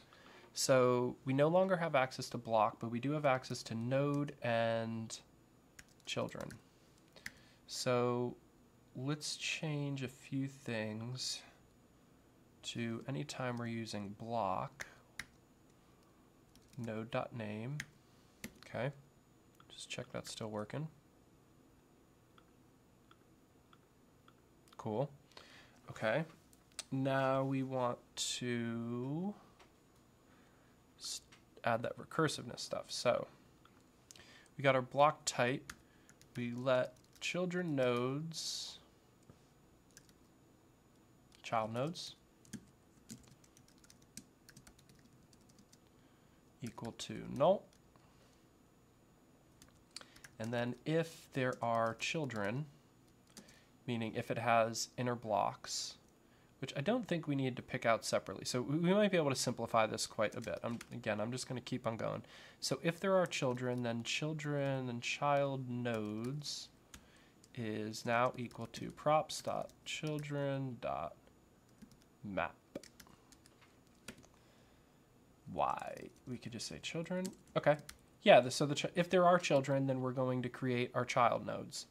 And that will basically turn into a child node being returned as block item with node being equal to child node, and then children being equal to children.innerblocks.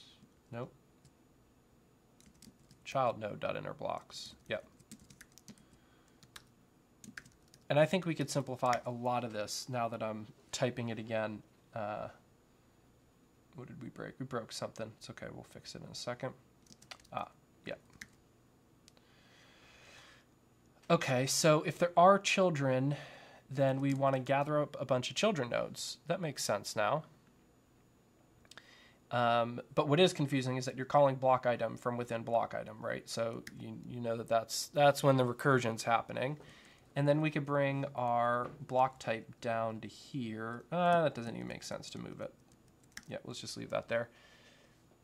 And then we get into our return.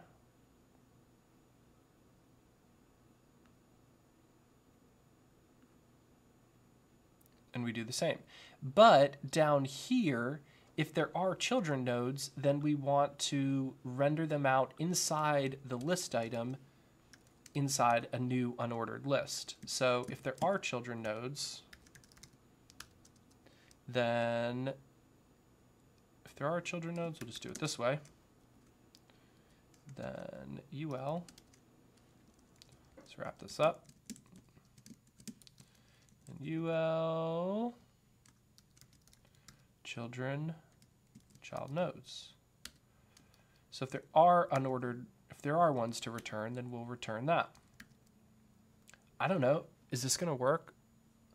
This might just automatically work like this. Let's find out. I have a feeling it doesn't, right? It can't be that easy. Can't be that easy.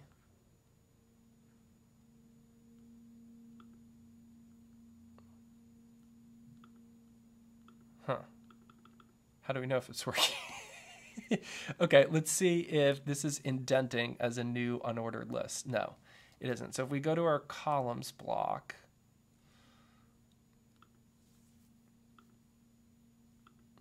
columns should be having children components. So it doesn't work. Right? Because if we click the one below, that's the one below. If we click the one above, okay. Almost. It was close. I thought it would work. What did we do wrong?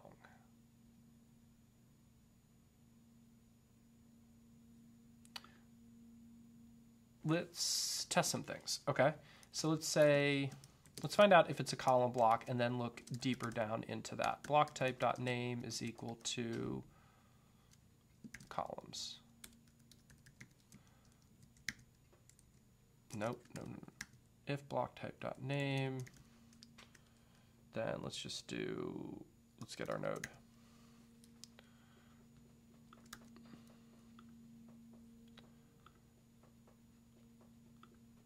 Huh.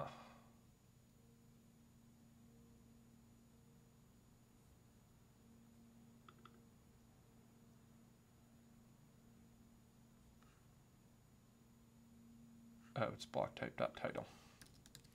That's why. All right. Okay. So if we have a column, we come down, it's got inner blocks. So maybe we made a mistake when we set this up, although it doesn't look like it. Let's just return blocks dot. Actually, let's do this again.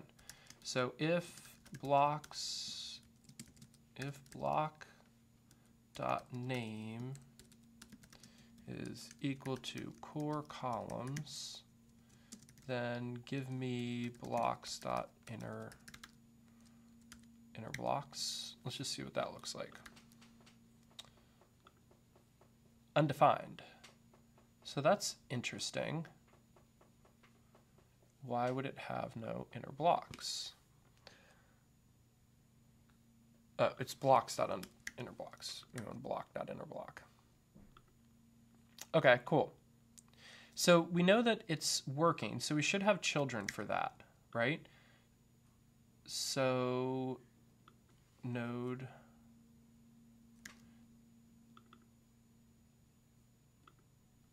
what got passed. So this is the entire block, so we shouldn't really need to even check for children because we have access to that, and we could probably start calling it a block here.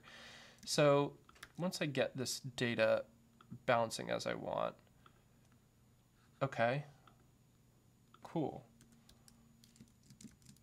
So let's just see what children looks like. You know, that's something we didn't even test to see yet. What is children coming up for? So that's interesting, right? Children is empty, but do we name it right? Yep. Oh, children might be doing something other than we expect in React if you pass children. Oh, well, let's just do this, inner blocks. Okay, so for some reason, silly us. Okay, now I bet it's gonna work now. Watch this. Boom, boom. Hands in the air for spelling things correctly. Oh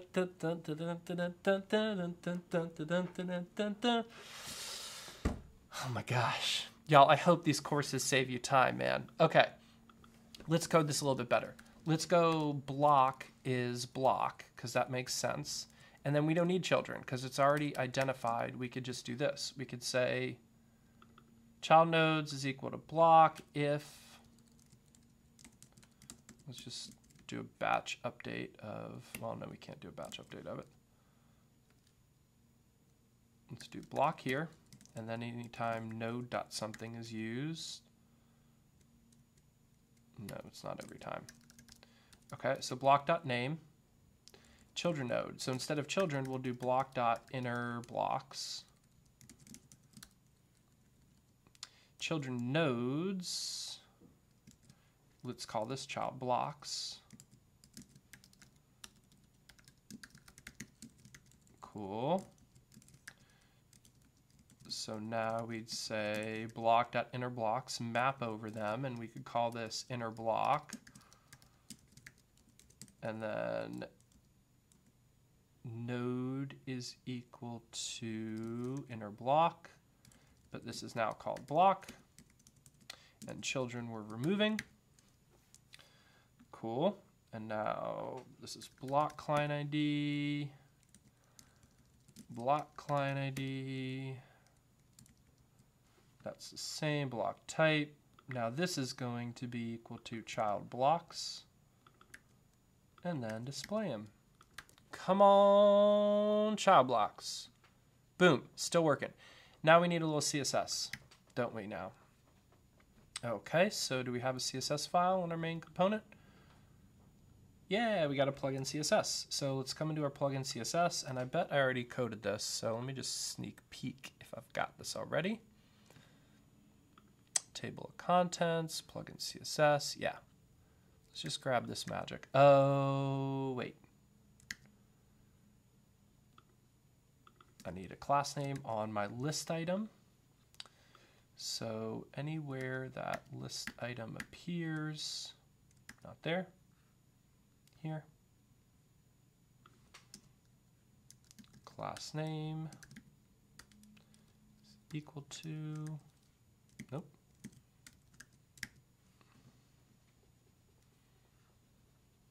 Oh, wait, no, that goes on the unordered list. Sorry.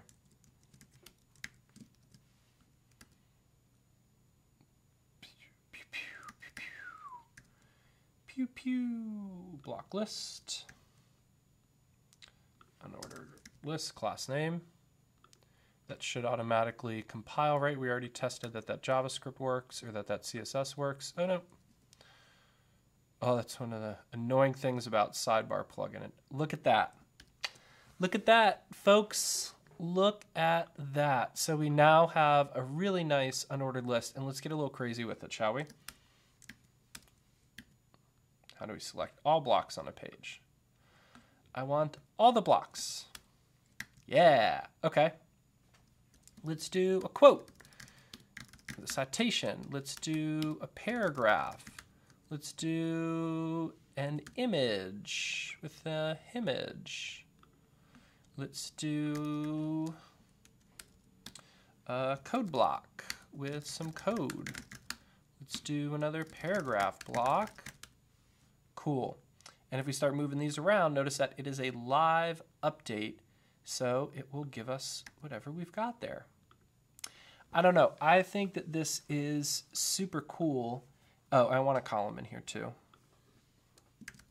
just so that we could see inner blocks. 1 block, 2 block. Let's put an image inside of our column and an image inside of this column because we like balanced layout and design. That's right. Okay.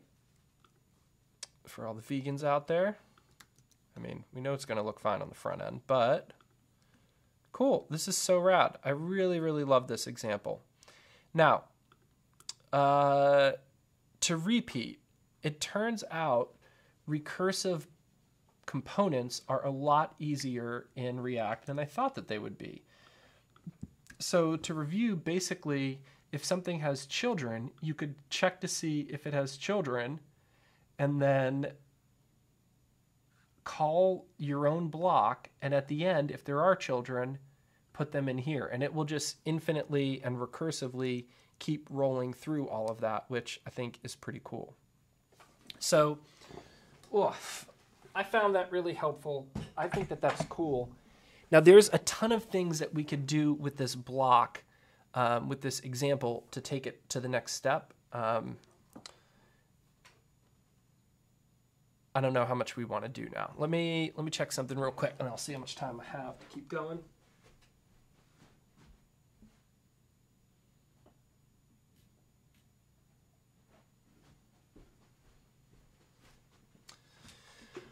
All right. Okay. So this autofocus, man, I will be testing you later. Hello, hello. No, nothing. Still want to focus on the background, huh?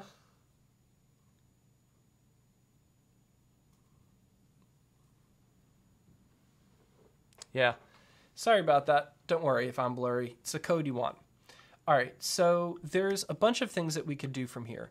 One of the things I want to do is find out if this block is selected and style that differently, right? Wouldn't that be nice if as you're going through here, it showed you in the live sidebar what was selected? And so I did this before, but I don't think I was, I think I need to use with select because, man, that, you know, folks, I'm going to test something. I'll be right back. Hold on a second. This is live stream testing, and let's see.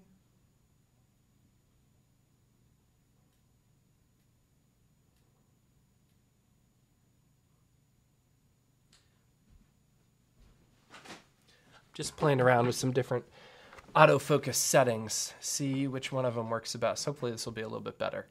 I'm still learning how to use live stream here. Don't mind me. All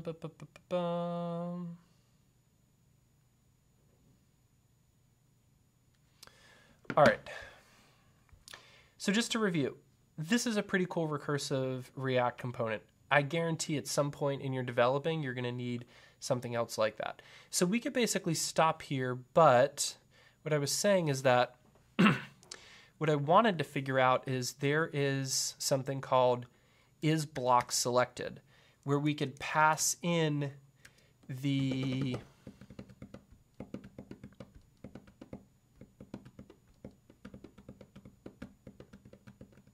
But how do we do this recursively is what I'm trying to think. Okay, so we basically want this button to be able to tell if that block is currently selected. So now is when I think I need to have another component that has with select, and it will automatically be able to tell if it's selected because it could pass in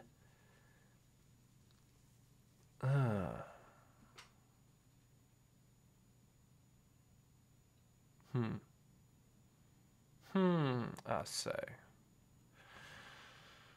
I don't know. Let me try a few things. Okay. Let's first pull in select. Because I think we could go select core editor is block selected, and let's just try this first. Where to put that console log?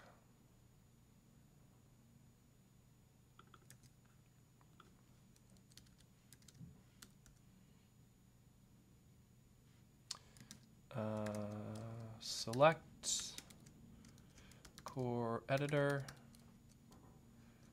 dot is block selected.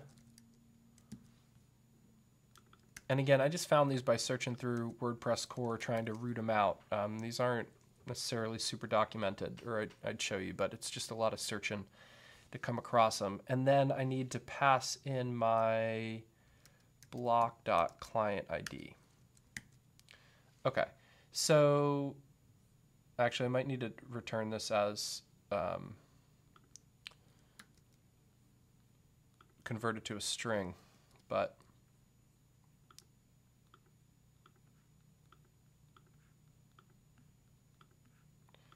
it's constantly saying is block selected is false for all of them.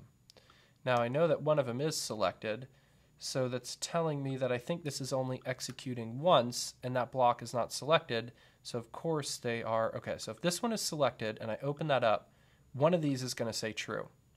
But then if I change it, see this doesn't keep on, it doesn't keep the valid data. So how do I do this in a way that I could call, I need to call a higher order component that gets as prop the client ID. My brain's farting. Too hard to think. I need a higher order component that takes in. So how do I get props in a higher order component? That's something I've wondered before. So go back and look at this mama jamma. Basically, I want one of these for my block, but rather than just calling this, I need to be able to get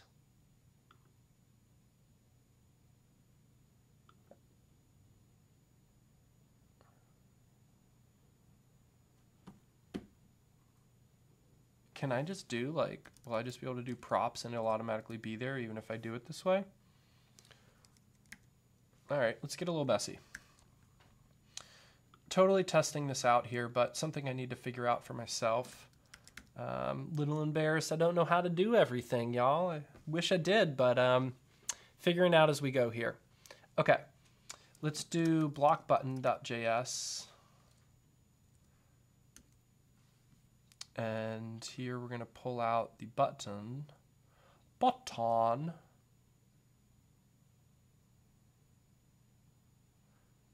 Yeah, because we only want the button to know if it's selected, not the entire list item. I mean, it would be nice to like just say is selected up here, but we'll just do it on a per button level. So now we're going to set up a block button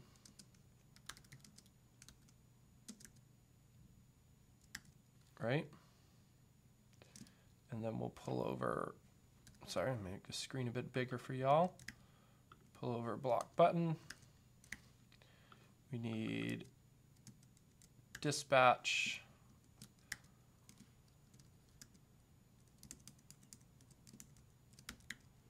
Do we need anything else? Oh, we need the actual block. So we should have block.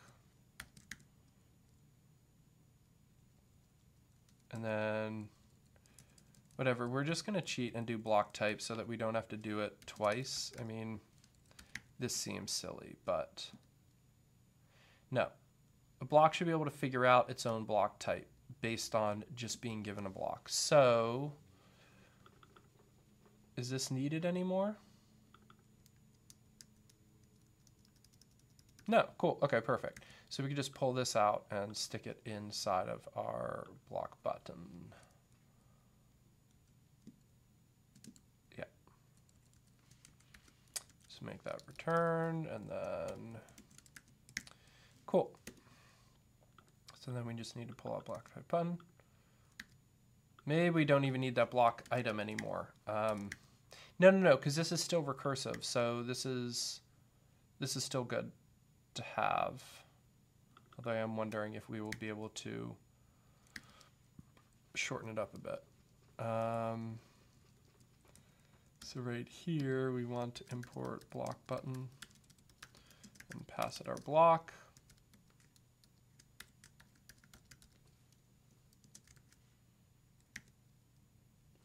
And then, of course, we need to import block button from block button. Okay, did we break everything yet? Let's find out. Yeah, we did. Sweet. Let's pop that up, see what we're broken. Block type.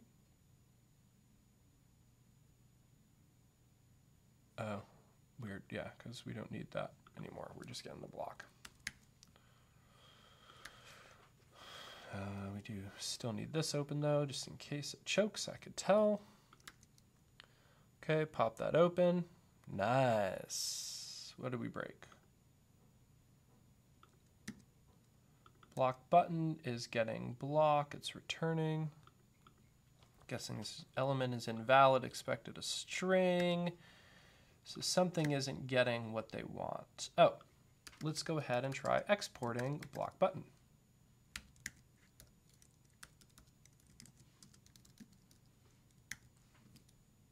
Yay, we fixed it. Okay. So, still working for us. Now we want to make this a higher order function that will get is selected and check to see. And this is where I don't know. I don't know how to do this. Okay, let's find out.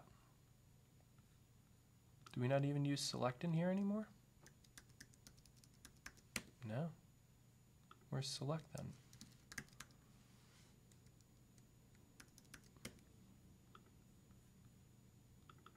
Huh. Okay. I want to grab with select. Come into my button.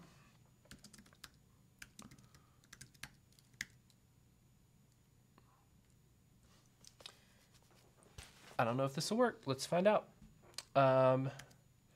Okay, so let's make this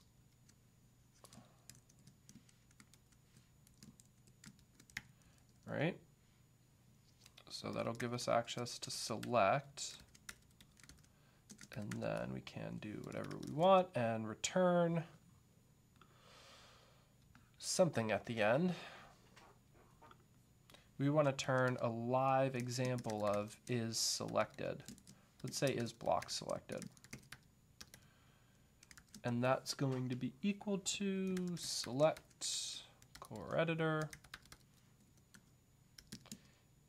is blocks. Wait, hold on. Am I doing this right?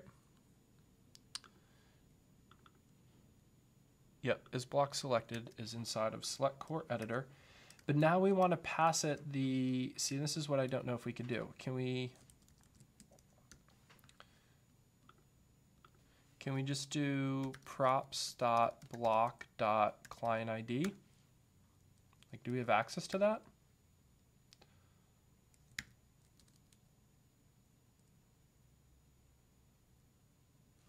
Let's find out.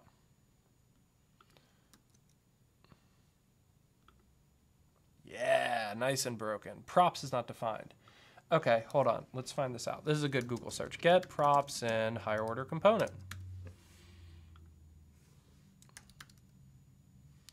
Whereas a component transforms props, a higher order component transforms a component into another component.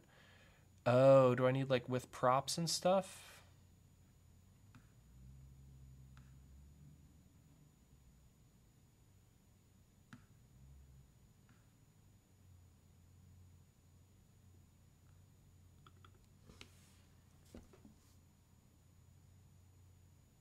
I see the word props.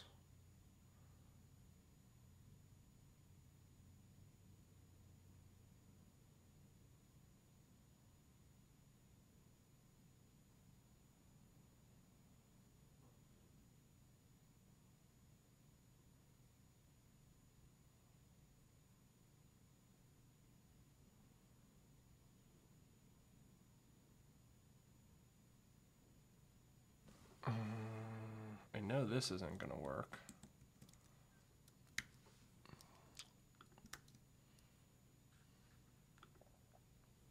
Nope. Okay.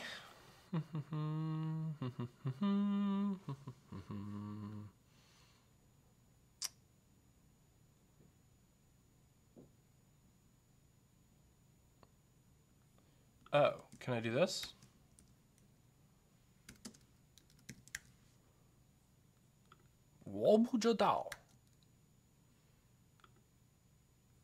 I don't know how to code. La di da da da da da da da da da da. Okay, let's try finding a more specific answer to this because I know somebody. I love this. I have no idea.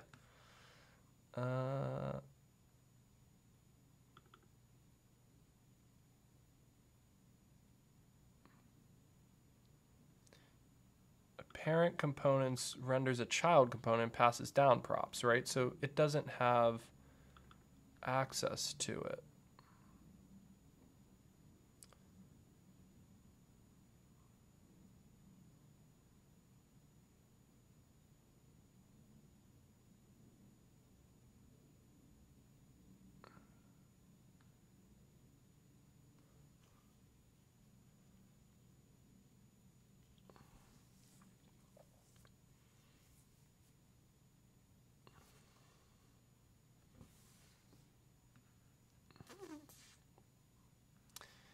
Yeah.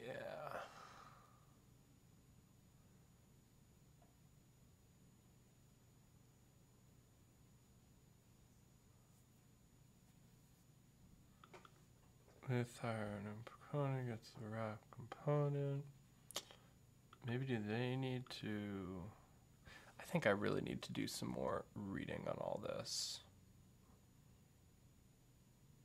I also might need to find out how to properly get if a block is selected. Because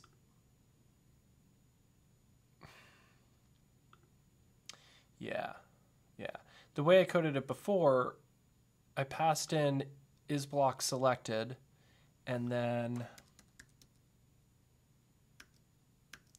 but that was a true or false. Basically, I just want this, and it would only work like you select a block, then you open it, and it would see that. But if you're changing it dynamically, it wouldn't live refresh.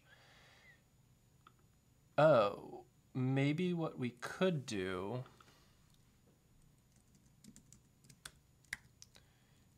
is class names.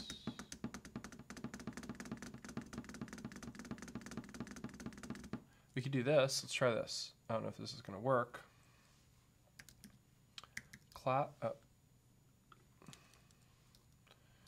Import class names from class names. Class names. So we've got all of those as one. And then we can say is selected and set that equal to and call this each time. Let's try that. So now in our block, we also have access to is block selected because we're calling it through this higher order component. So is block selected, and then we just pass it the block client name here, client ID.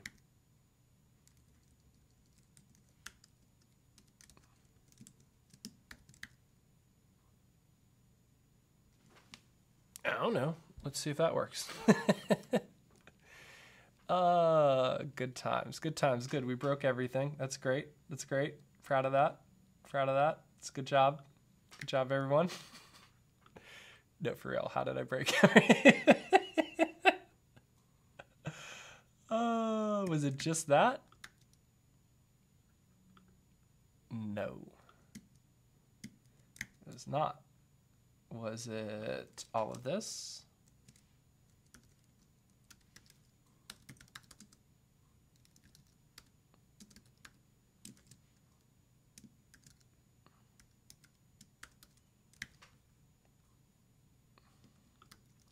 I'm not going to have access to, that's going to throw an error though.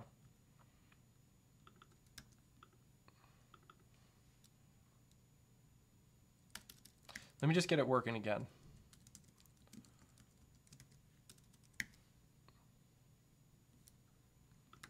Hopefully. Okay, working again. Little by little. Okay, let's switch it to this. Is that still working? No. So, did I do? Nah, that's why. Okay. Yep, simple mistake. Had a feeling. That should not be a string. That should be an actual component that you give it. There we go. There we go. Okay, cool. So now let's see with class name, let's pass an object and say is selected, and we will only, no, hold on, yep, is selected is going to be equal to is block selected, and then pass in the block client ID. But we don't have is selected yet, so let's come up here, just assume we have it. Now let's try it. Please don't break. Darn. Is block selected is not a function. Who says? On line 13.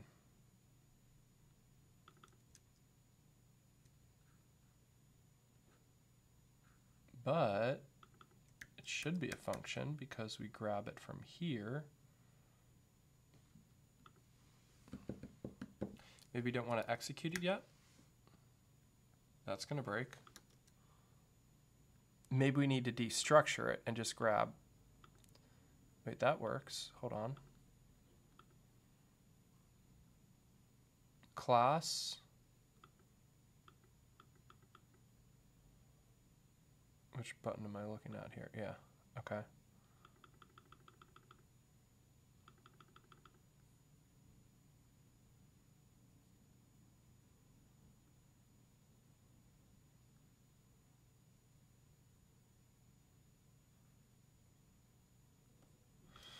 Let's try this. Because I don't want to execute it. Let's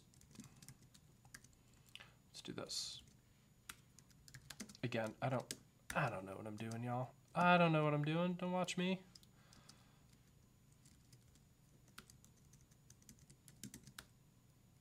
Hold on, let me just delete real quick.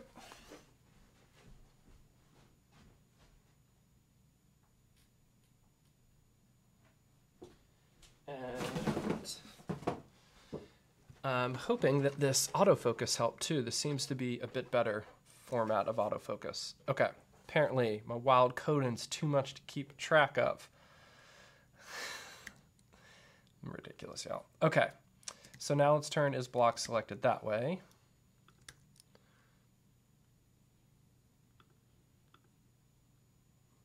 And let's find out.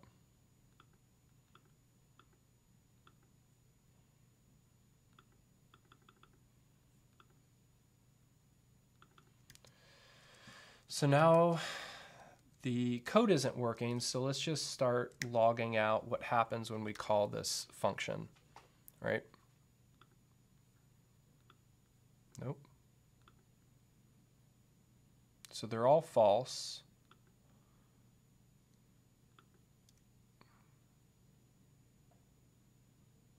because it's getting called immediately.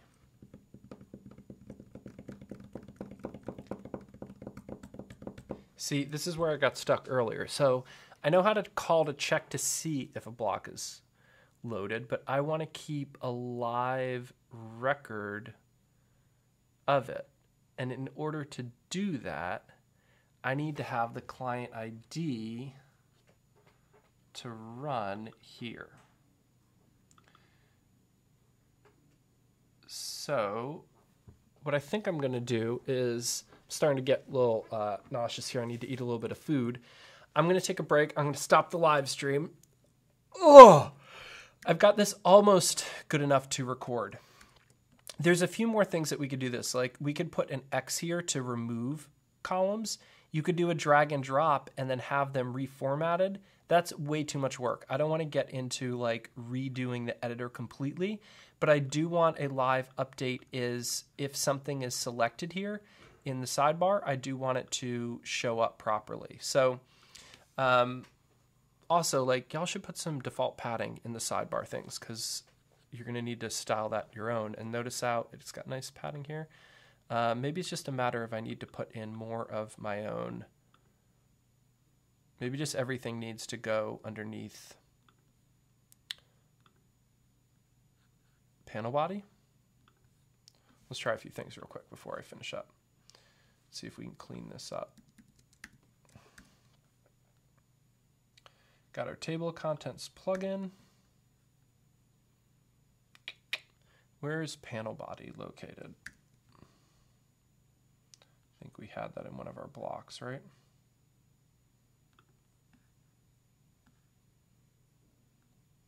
Panel row, panel body, what are they in? Components? Yeah, okay. Let's grab those. We can pull out all the data stuff now, that's nice. And we can pull out this, we didn't end up needing that. So const,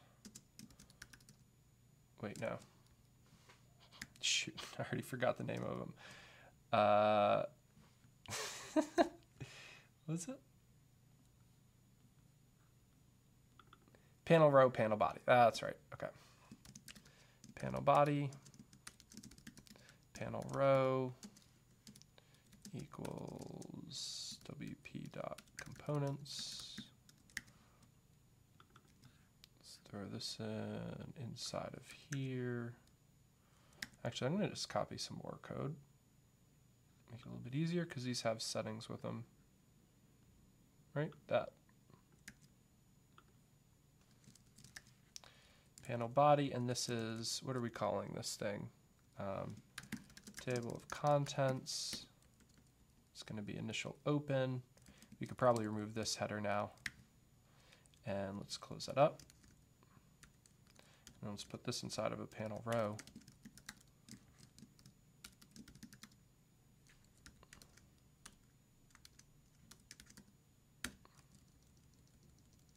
Boom. Boom. Let's see if that improves the styling a little bit. Yeah, that looks a little bit nicer, but I don't want that. I just want the panel row. So let's take out panel body. Do panel row. Yuck. So I need to have this panel body in order to get, well, actually that was a little bit better. It was still, see, then it automatically put the stuff to the side, but I don't want this header and this. That just seems silly. So I'm going to have to apply some of my own padding, right? Because this is redundant. Am I not wrong? But I don't know if there's any benefit in putting a panel row there if that actually changes anything. Right? I don't think it adds any padding or any semantic value to it. So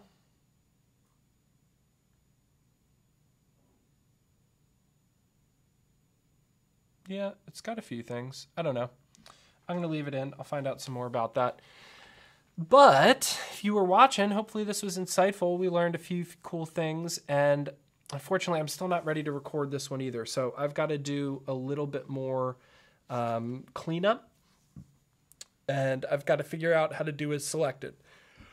So I'm going to do what I always do when I get stuck after a certain point, and I'm going to reach out to a core dev, and I'm going to ask them how to solve this problem and get a live update of if a block is selected on the fly so that this table of contents can update itself. But now we've figured out some pretty cool stuff, and you've got an introduction to the data API. So we know how to use with select, which is the same as with dispatch, and we know how to use just straight select and dispatch on their own when we need it. But what we need to figure out now is how to do a with dispatch or with select that can automatically figure out if something is updated or not. Oh, so thanks y'all. Hey Rita, thanks for hanging around. You're the best. Hope y'all are enjoying this. Please don't forget to like and subscribe to the YouTube channel here to get the updates whenever I go live. And if you haven't yet picked up the course on pre-sale, it's about to go up in price to development once I start releasing videos. And I've already got the first videos to the editor, so as soon as I get them back, the price will go up. So go ahead, check out the course, grab it if you don't have it already. And I'll see you next time on the live stream. Ciao, everyone.